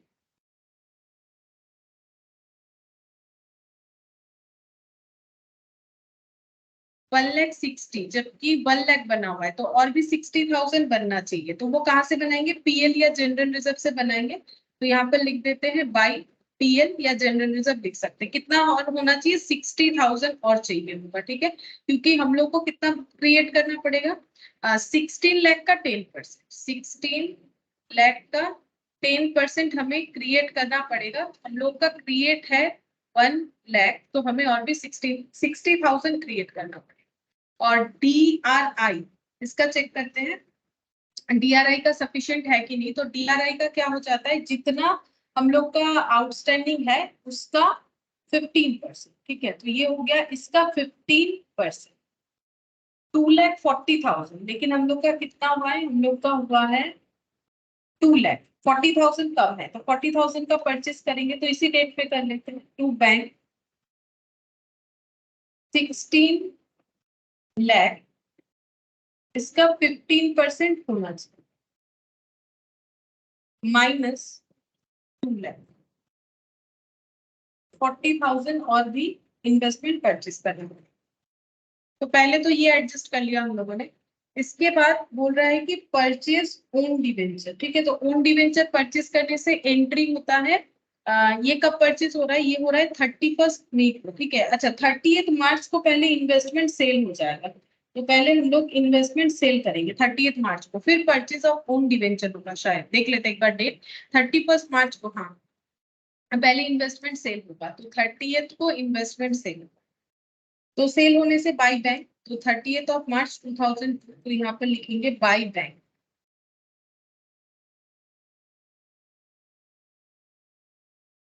यहाँ पर 30 March the investment were realised at par, investment बेच दिया गया, ठीक है। अब कितना बेचेंगे, कितना बेचेंगे, जितना हम लोगों का मतलब यहाँ पर रिडेम्पशन होने वाला है, तो 2,000 के लिए, ठीक है, जितना रिक्वायरमेंट, क्योंकि जब ये ओन डिवेंचर परचेज करेंगे उसके लिए पैसे का जरूरत है, इसीलिए हम लोग अपना इन्वेस्टमेंट बेच रहे हैं, तो कितना हो जाएगा 2,000 इंटू 100, ठीक है। इतना के लिए कितना जरूरत होगा, क्योंकि हम लोग का 15% चलता है, तो 15% करके डीआरआई कितना होना चाहिए, प्रोपोर्शनेटली देखेंगे ना, तो 15%, तो यहाँ पर चेक करते हैं कितना हो जाएगा।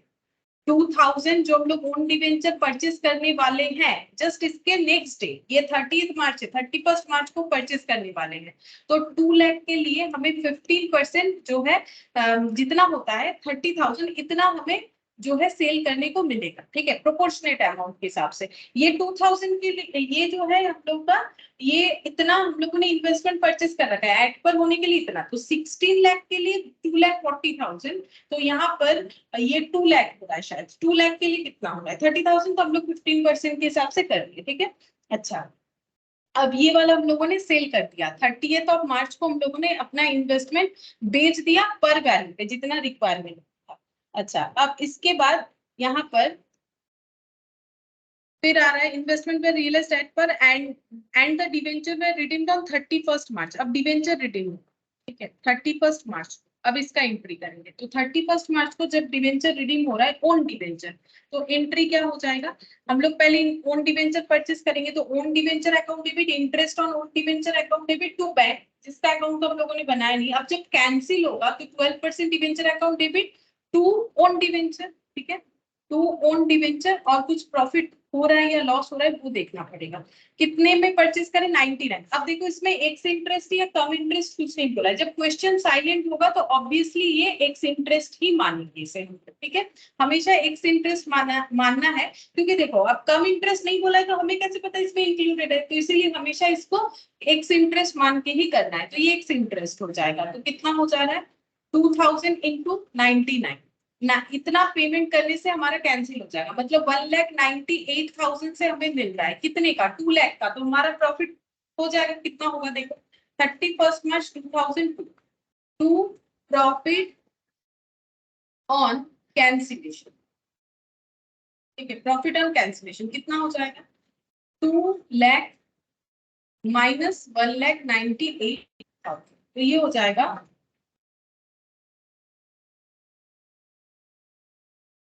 2000, ठीक है, 2000 का प्रॉफिट ऑन कैंसिलेशन हो गया, ये 30 मार्च का हो गया। अच्छा, यहाँ पर ये कैंसिल हो गया। इंटरेस्ट ऑन इन्वेस्टमेंट भी मिलेगा इसी डेट पे, ठीक है, इंटरेस्ट ऑन इन्वेस्टमेंट भी मिलेगा इस डेट पे, ठीक है, तो ये भी हम लोगों को करना पड़ेगा। तो पहले यहाँ पर रिडीम हो गया तो डीआरआर में इसका एंट्री डाल लेते हैं। डीआरआर में हम लोग यहाँ पर लिखेंगे 31 मार्च 2002, ये हो गया 1,60,000 इसका टोटल। अब हम लोगों ने यहाँ पर जितना जनरलिज्म में ट्रांसफर करना है उतना करेंगे, तो यहाँ पर कितना हो जाएगा, यहाँ भी एक एंट्री होगा टू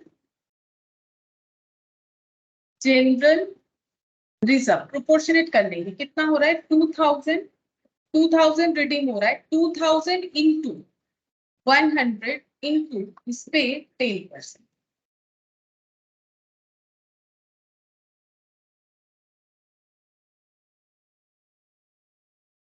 20,000,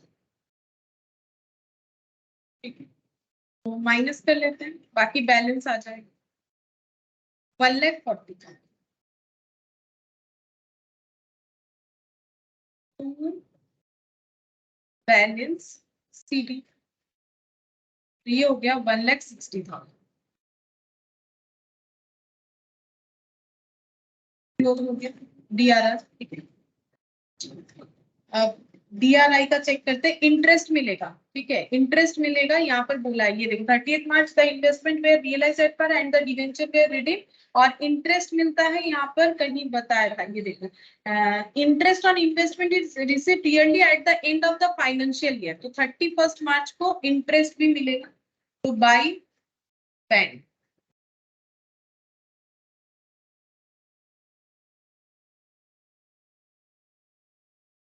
ये हो जाएगा 2,40,000 टोटल करने से।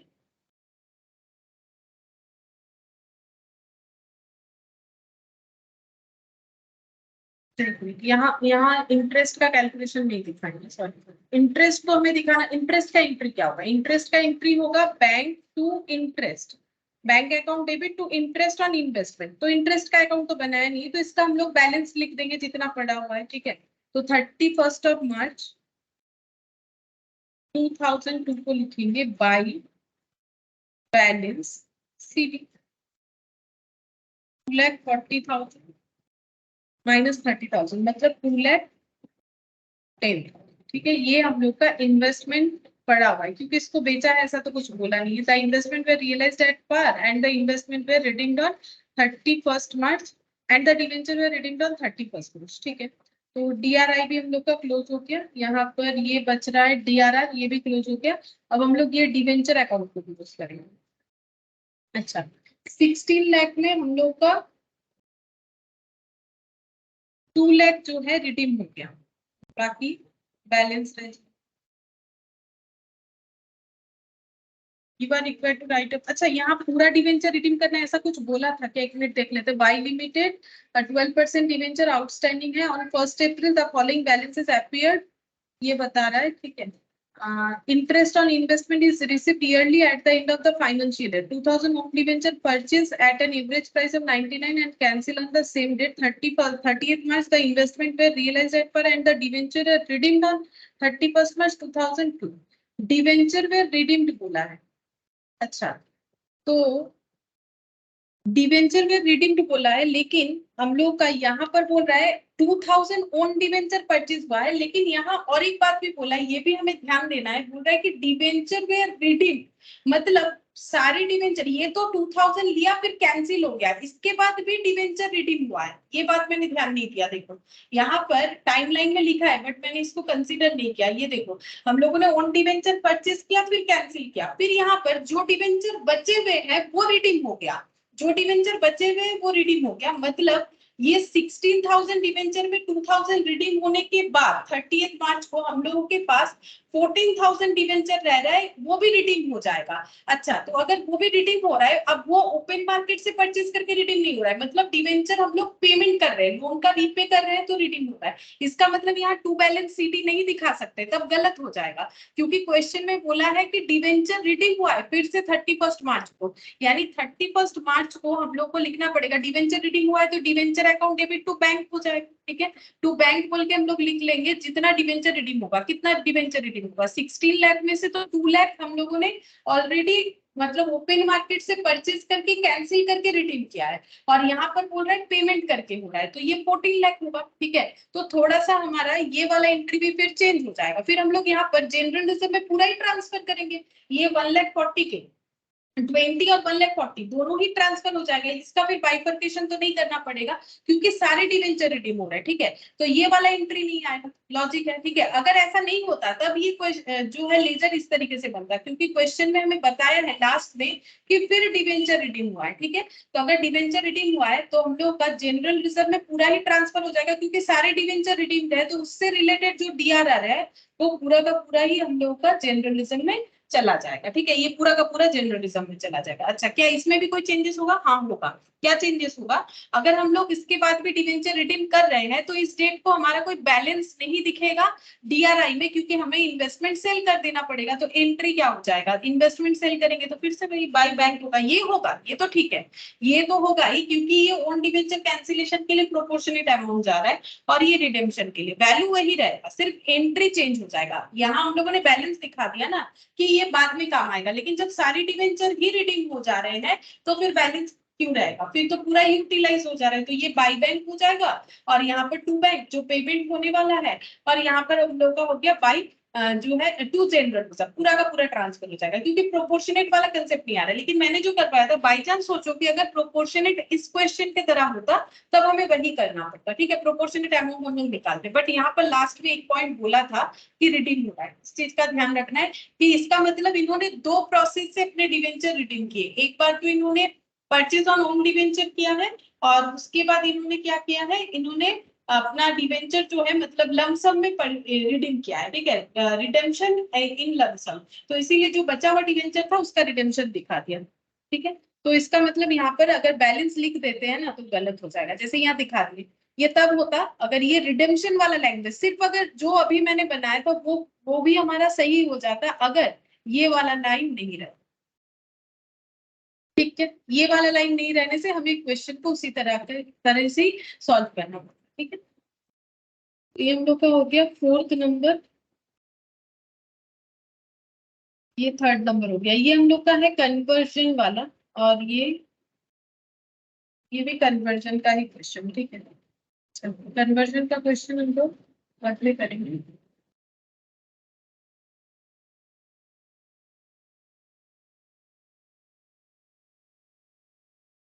इलस्ट्रेशन 5 करते हैं।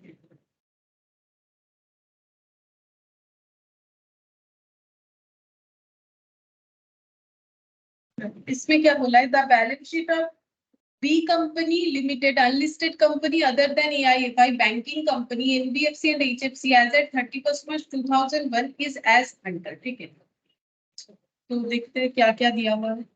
बैलेंस शीट दिया हुआ है, share capital, reserve surplus, long term borrowing, trade payable, property plant equipment, inventory, trade receivable, cash and bank balance. तो शेयर कैपिटल में ऑथराइज्ड दिया हुआ है 3 लाख, इशूड एंड सब्सक्राइब्ड दिया हुआ है 2 लाख, रिजर्व सरप्लस में सिर्फ PL दिखा रहा है, मतलब इन्होंने जो है डीआरआर नहीं बनाया होगा, अगर बनाता तो रिजर्व सरप्लस में दिखता, अब डीआरआर बनेगा कि नहीं वो भी एक बार चेक कर लेंगे। लॉन्ग टर्म बोरिंग दिख रहा है, मतलब डिवेंचर है 1,20,000 का, PPE free hold property 1,15,000, cash and bank balance में cash at bank cash in hand दोनों है।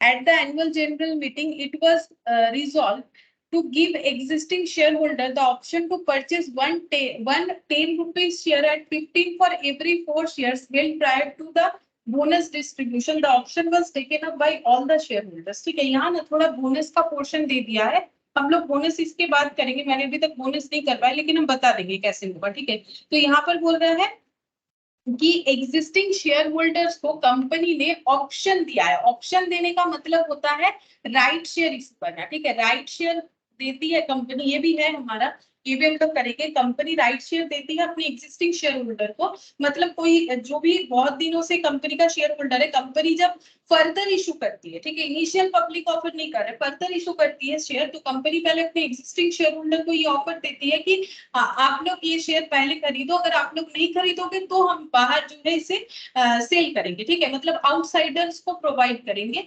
लेकिन इसके बदले कंपनी ने ऑप्शन भी देती है कि मार्केट से इन्हें कम प्राइस में शेयर इशू करती है, कंसेशनल रेट में। देखो 15 रुपीज वाला शेयर इनको 10 में ऑफर करें, लेकिन कंपल्सरी नहीं है, ऑप्शनल है, लेना है लो, नहीं लेना है मत लो। ठीक है, और क्या दिया हुआ है, every 4 shares held prior to bonus distribution, यहाँ बोनस का बात हो रहा है नीचे, इसीलिए मतलब बोनस डिस्ट्रीब्यूशन के पहले जिसके पास जितना शेयर्स है उसके बेसिस पे कंपनी राइट शेयर देगी। कैसे देगी बोल रहा है, एवरी 4 शेयर्स हेल्ड, मतलब अगर किसी के पास 4 शेयर है तो उसे एक राइट शेयर मिलेगा। कंपनी ने ये ऐसा मतलब रेशियो रखा है। This option was taken up by all the share holders, सारे शेयर होल्डर्स ने ये ऑप्शन एक्सरसाइज कर दिए हैं। ठीक है, अब कितने सारे शेयर होल्डर्स है ये देखो, यहाँ पर शेयर होल्डर्स हैं, ये देखो 20,000 शेयर होल्डर्स है। अगर 20,000 शेयर होल्डर ने ये बात मान लिया है, मतलब 20,000 मतलब 4 शेयर होल्ड करने से अगर एक राइट शेयर मिलेगा,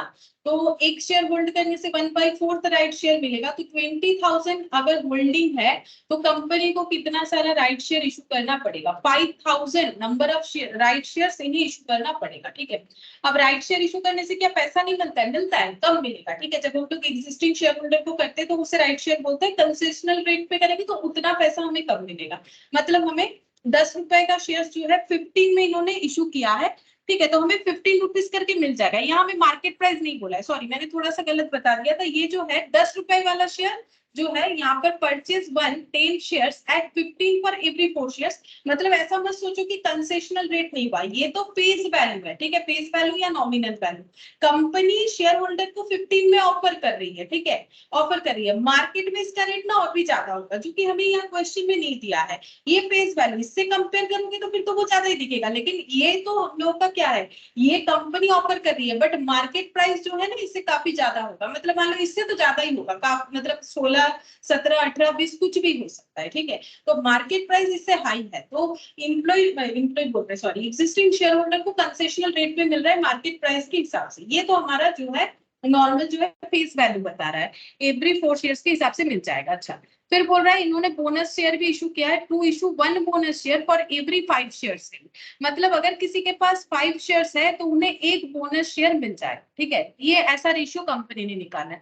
अब बोनस शेयर क्या होता है, बोनस शेयर फ्री का शेयर होता है, कंपनी जब फ्री में शेयर डिस्ट्रीब्यूट करती है उसे बोनस शेयर मिलता है। और फ्री में करने से पैसा नहीं मिलेगा, जैसे शेयर इशू करने से पैसा मिलता है, कैश या बैंक अकाउंट हम लोग डेबिट करते हैं, यहाँ फ्री में होगा। ठीक है, फ्री में हम लोग बोनस शेयर इशू करते हैं, कंपनी फ्री में करती है। फिर कंपनी उसका एंट्री क्या करती होगी, क्योंकि देखो जब पैसा मिलता है शेयर इशू करने से तब तो हम लोग ऐसे लिखते हैं bank to equity share capital, और जब फ्री में होगा तो एक्चुअली कंपनी क्या करती है, अपने रिजर्व का यूज करती है, रिजर्व को कैपिटलाइज करती है, रिजर्व को कैपिटल बना देती है, मतलब टू इक्विटी शेयर कैपिटल तो करना ही पड़ेगा शेयर जब इशू हो रहा है, और यहाँ पर पैसा नहीं आ रहा है तो उसकी जगह रिजर्व सरप्लस को कंपनी डेबिट कर देती है, मतलब रिजर्व सरप्लस को जो है कम करती है, उसका यूज करती है। अब कौन सा रिजर्व यूज होता है वो हम बताएंगे। रिजर्व में यूज होता है हम लोग का securities premium, PL, general reserve सारा यूज होता है, सीक्वेंस हम बता देते हैं अभी। ठीक है, फिर बोल रहा है to repay the debenture at premium of 3%, फिर कंपनी ने डिवेंचर रीपे कर दिया 3% प्रीमियम के साथ। क्या पड़ेगा, उसके बाद बोनस शेयर का, उसके बाद हम लोग रिडेम्पशन दिखाएंगे। तो देखो एंट्री करते हैं। अच्छा करने क्या बोला, give the necessary journal entries और बैलेंस शीट। तो जर्नल एंट्री बना लेते हैं, ठीक है। बैलेंस शीट होमवर्क दे देंगे, तो यहाँ पर लिखते हैं पहला एंट्री हो जाएगा ऐसे, राइट शेयर इशू हो रहा है, तो राइट शेयर इशू करके कंपनी को पैसा मिल रहा है, bank account debit to equity share holder.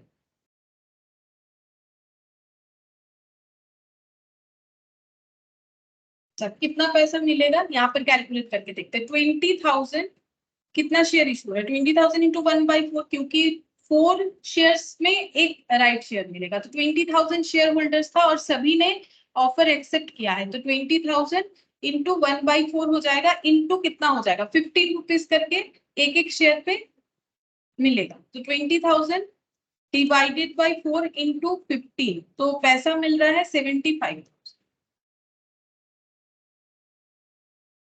Narration जो है तुम लोग लिख लेना, बीइंग राइट शेयर इशू बोल के। अब इसको हम लोग ट्रांसफर करेंगे, equity share holder account debit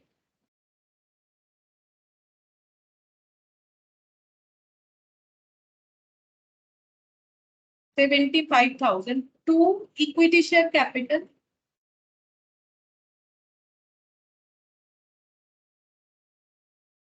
to securities premium. क्यों, इसीलिए तो फेस वैल्यू दिया था, 10 रुपीज का शेयर 15 में जा रहा है, तो 5 रुपीज प्रीमियम, ठीक है। तो यहाँ पर हो जाएगा 10 इंटू 5,000, मतलब 50,000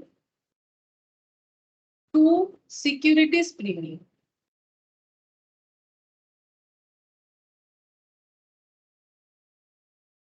5 इंटू 5,000।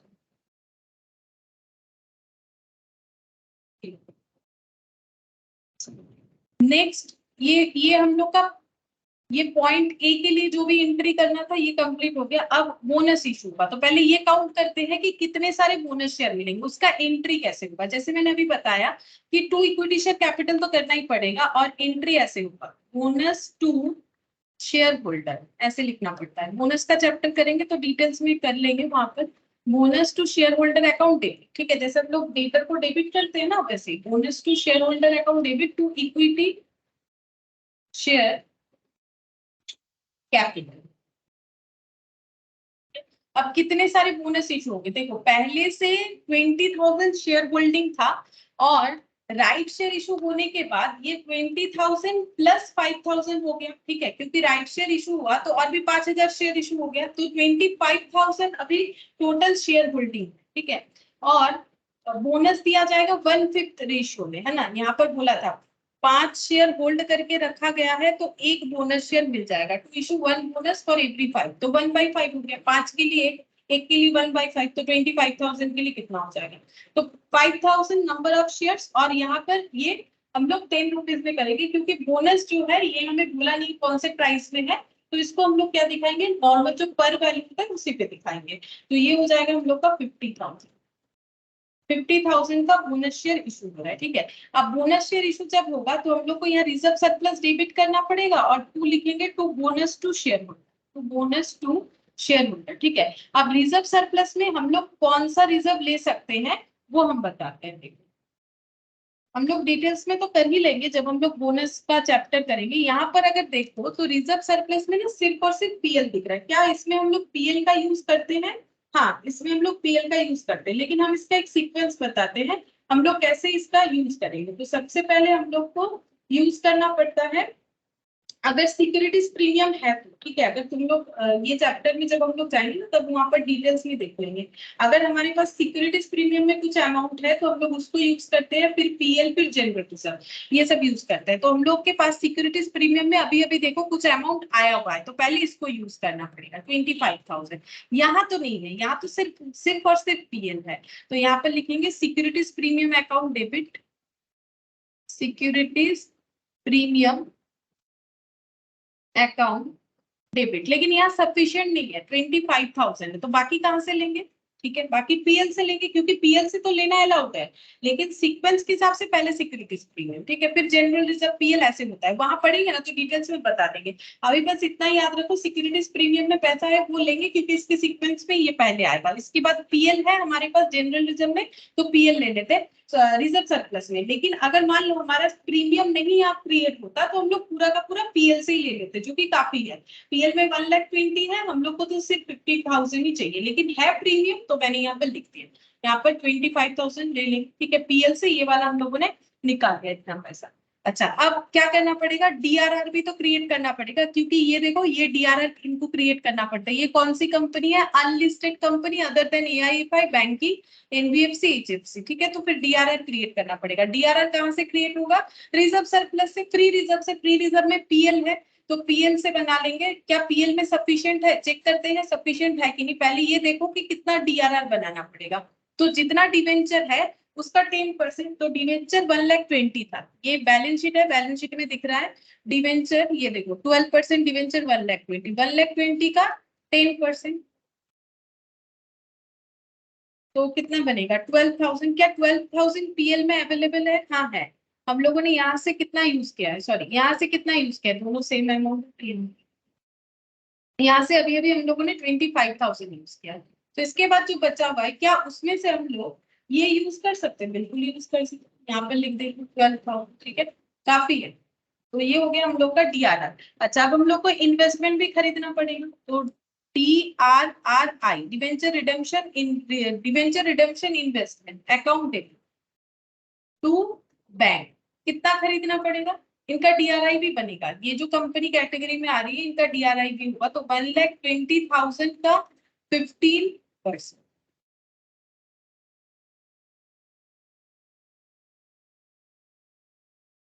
18,000,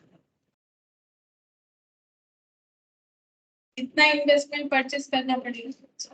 इसके बाद हम लोग रिडीम कर रहे हैं, ठीक है। तो ये देखो हम लोगों ने कहाँ तक एंट्री कर ली,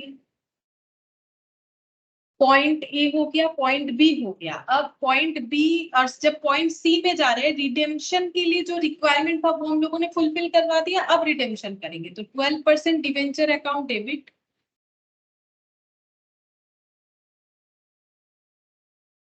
1,20,000 है। Premium on redemption account debit,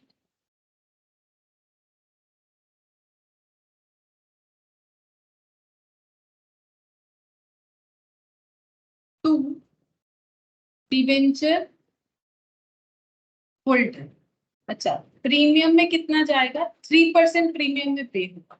तो 1,20,000 का 3%, मतलब 1,20,000 तो देना ही है, और इस पे और भी 3% एक्स्ट्रा देना पड़ेगा, यानी 3,600। इसका टोटल करेंगे तो 1,23,600। अब पेमेंट कर देंगे, तो पेमेंट करने का एंट्री हो जाएगा। अच्छा, पेमेंट करने के पहले हम लोग को प्रीमियम का जो है रिडेम्पशन कर लेते हैं। चलो, पीएल पीएल है, जनरल रिजर्व जो है, सॉरी रिजर्व सरप्लस जो बना हुआ है उसमें हमारे पीएल में इतना बैलेंस है कि हम लोग ये वाला 3,600 रिडीम कर सकते हैं, ठीक है। हम लोगों ने इसमें से यूज जरूर किया है, लेकिन देखो इसमें से कितना यूज किया है, एक बार 25,000 का यूज किया है, और अभी डीआरआर बनाया तो उसके लिए हम लोगों ने यूज किया 12,000, ठीक है, 12,000। फिर भी हमारे पास 3,600 है इसमें अवेलेबल, ठीक है, मतलब इतना पैसा है। माइनस नहीं भी करके देखते हैं, पता चल रहा है ना अमाउंट देख के। तो PL account debit 3,600 to premium on retention, to premium on retention. Premium को हम लोगों ने रिडीम कर दिया, ठीक है, राइट ऑफ कर दिया या रिडीम कर दिया, जो भी बोला। अच्छा, अब अगर हम लोग पेमेंट करेंगे तो उसके पहले तो हमें अपना इन्वेस्टमेंट बेचना पड़ेगा। तो 9th नंबर पे लिखते हैं, डिवेंचर होल्डर को डीम तो कर दिए, पेमेंट करने के पहले इन्वेस्टमेंट बेचेंगे। तो इन्वेस्टमेंट बेचने का एंट्री हो जाएगा bank account debit to DRRI, ठीक है। अब कितने में बेचा है कुछ नहीं बोला है, तो हम लोग हमेशा एजम्पशन लेंगे पर वैल्यू, अगर कुछ नहीं बोलेगा तो पर वैल्यू, ठीक है। हम लोगों ने अपना इन्वेस्टमेंट सेल कर दिया, पैसा आ गया। जैसे ही पैसा आ गया, अब हम लोग क्या कर सकते हैं, रिडेम्पशन कर सकते हैं। तो एंट्री क्या हो जाएगा, डिवेंचर, मतलब पेमेंट कर देंगे, debenture holder account debit to bank.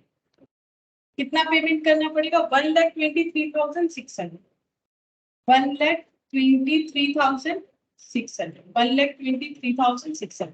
और जो डीआरआर है उसे जनरल रिजर्व में क्लोज करना पड़ेगा। तो यहाँ पर हो जाएगा general reserve account debit sorry general reserve debit नहीं, DRR debit, DRR already credit हो रखा है उसको क्लोज करना है, तो DRR account debit to general reserve कितना हो जाएगा, देख लेते कितना था, 12,000 वर्ष।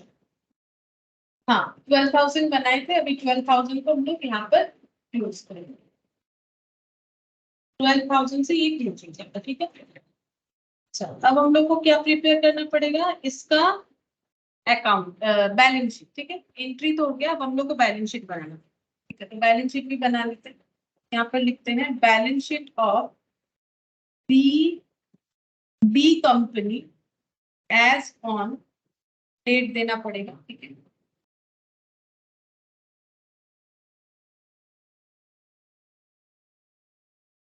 Note amount particular,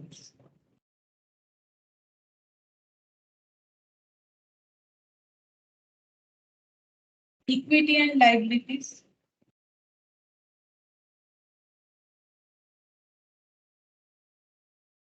share holders fund,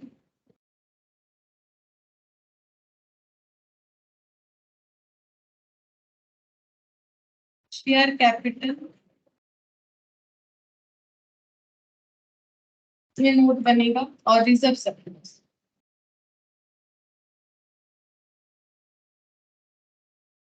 reserve and surplus, note number 2। और क्या होगा, अब तो बैलेंस शीट देखने से ही पता चलेगा। Reserve surplus, non current liability लिखने का जरूरत नहीं क्योंकि डिवेंचर रीडिंग हो जा रहा है, बस डिवेंचर ही था लॉन्ग टर्म बोरिंग में और कुछ था नहीं। करेंट लाइबिलिटी लिख देंगे ट्रेड पे,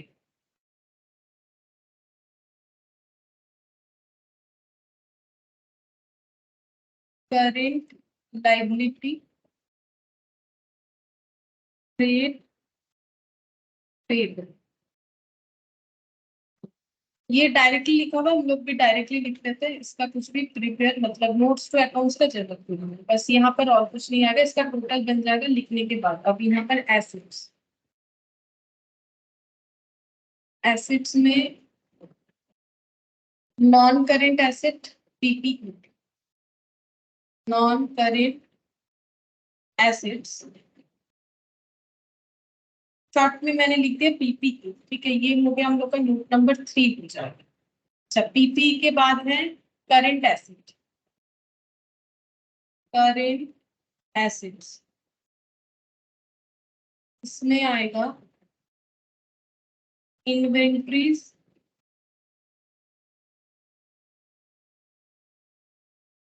इन्वेंट्रीज का देखते हैं नोट्स बनाना है कि नहीं, इन्वेंट्रीज है 1,35,000,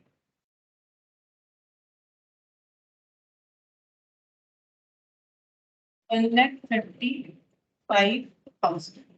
अच्छा इन्वेंट्रीज के बाद ट्रेड रिसीवेबल 75, ट्रेड रिसीवेबल ठीक है 75,000, cash and bank balance, cash and bank balance, इसको हम नोट नंबर 4 बना लेते हैं, जितना आएगा टोटल पेमेंट, ठीक है। अब नोट्स बनेंगे, नोट्स टू अकाउंट्स,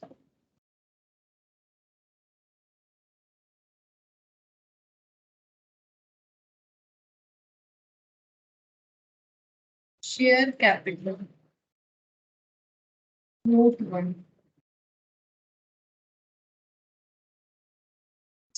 ऐसे लिखना पड़ेगा ऑथराइज्ड शेयर कैपिटल,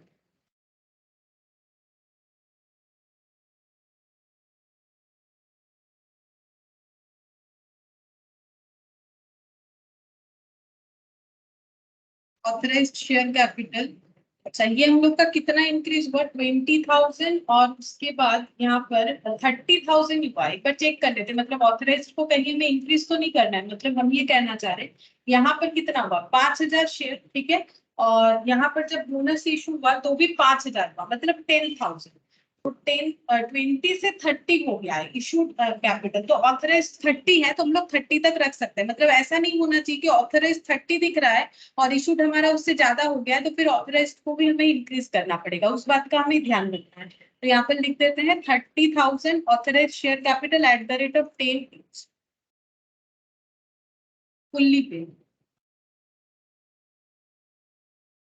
तो ये हो जाएगा हम लोग का 3 लाख। क्लोज हो गया। फिर लिखेंगे इशूड एंड सब्सक्राइब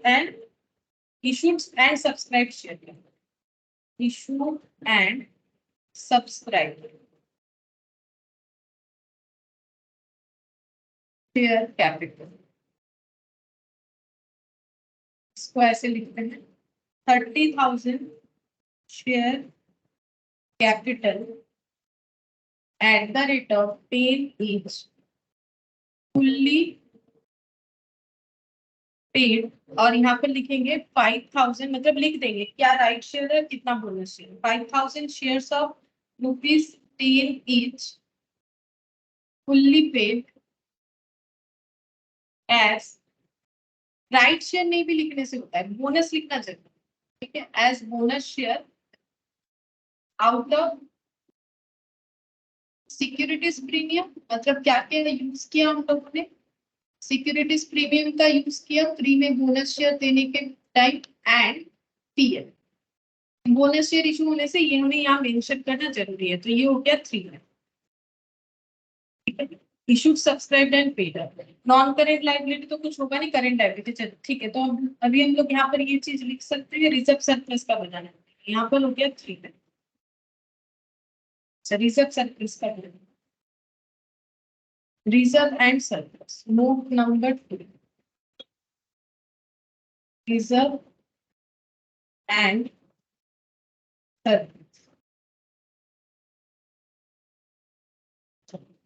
तो यहाँ तो हम लोग के बैलेंस शीट में तो सिर्फ पीएल ही था, कितने का, 1,20,000 का। अब इसमें से यूज हुआ है तो यहाँ पर लिखते हैं utilise for redemption of debenture,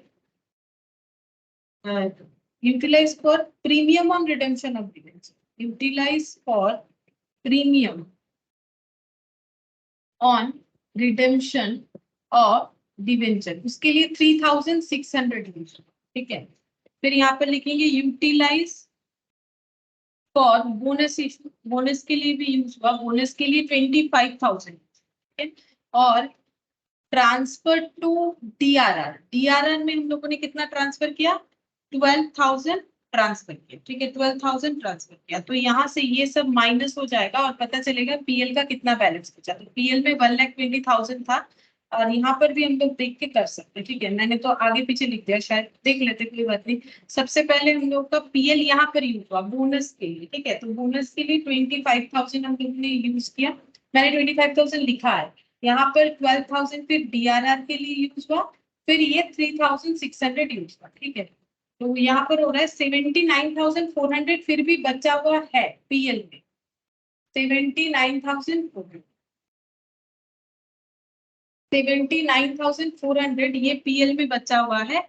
और जनरल रिजर्व हम लोग का एक क्रिएट हुआ है, ये यहाँ पर ऐड हो जाएगा। इसके बाद लिखना पड़ेगा जनरल रिजर्व, और जनरल रिजर्व में 12,000 ट्रांसफर होते हैं, तो ऐड कर लीजिए, ऐड 12,000, तो रिजर्व सरप्लस का टोटल अमाउंट बनता है 91,000। तो ये लिख लेंगे यहाँ पे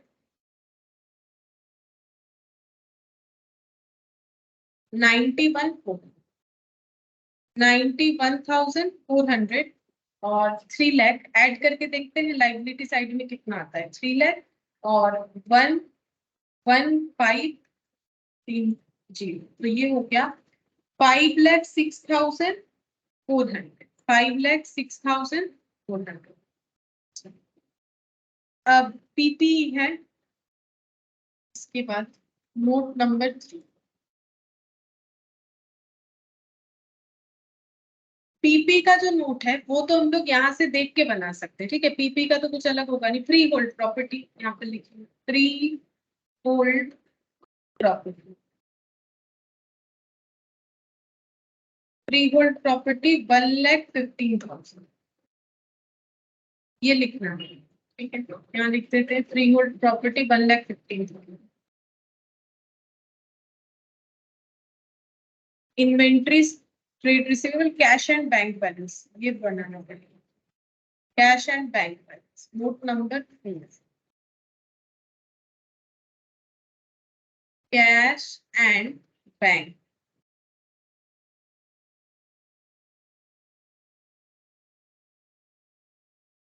कैश एंड बैंक में देखते हैं कितना था। Cash at bank 2 lakh, cash in hand 30,000। Cash at bank और कैश इन हैंड 2 लाख और 30,000। पे हुआ था, यहाँ पर हम लोगों ने चेक किया, ये देखिए पैसा आया शेयर इशू करके 75,000 आया, और पेमेंट हुआ 75,000 18,000, और माइनस हो जाएगा 1,23,600। ठीक है, कर लिखेंगे issue of right share, issue of 75,000।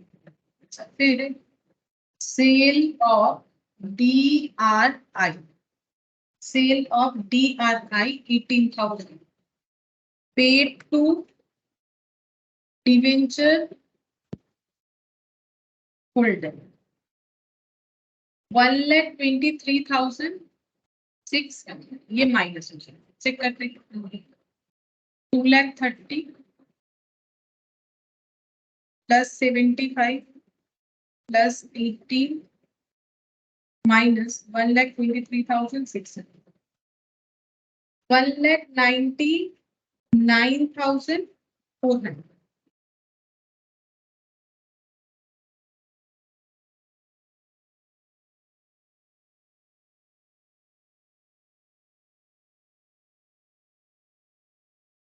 Plus 75,000 plus 1,35,000 plus 115,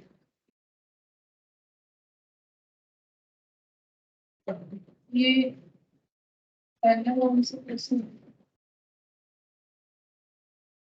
गलत कैलकुलेशन, कैश का शायद गलत हो गया। कैश एट बैंक 2 लाख और यहाँ पर कैश इन हैंड 30,000। 2 लाख और 30,000 क्या गलत कैलकुलेशन हुआ है? 2 लाख और 30,000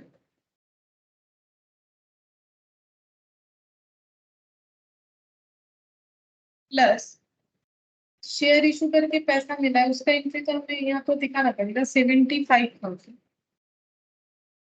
प्लस 18,000 माइनस 1,23,600। अच्छा, और कुछ पेमेंट है क्या हम लोग? अच्छा, इन्वेस्टमेंट खरीदा भी था, सेल ऑफ इन्वेस्टमेंट है, और परचेज ऑफ इन्वेस्टमेंट भी था। Purchase of investment, purchase of DRI, वो भी तो 18,000 का था। तो 18,000 ऐड 18,000 लेस हो जाएगा। 1,81,400। अब ठीक है, 1,81,400 यही होना चाहिए, क्योंकि हम लोगों ने इन्वेस्टमेंट परचेज भी किया और सेल भी किया, तो दो एंट्री था ना, तो दोनों का ही यूज होगा। मैंने परचेज का एंट्री किया होगा, चलिए इन्वेस्टमेंट ये तो ये रहा परचेज का एंट्री, फिर सेल का। ठीक है, तो 1,81,400, 81,400 प्लस 75,000 प्लस 135 प्लस 115, 5,06,400। देखते हैं, हाँ 5,06,000। ठीक है, तो टैली हो गया, ये वाला हम लोग का कंप्लीट हो गया। इसके बाद जो है कन्वर्जन का क्वेश्चन है, तो नेक्स्ट क्लास में हम लोग कन्वर्जन का क्वेश्चन कंप्लीट। ठीक है, फिर आज इतना ही करते हैं।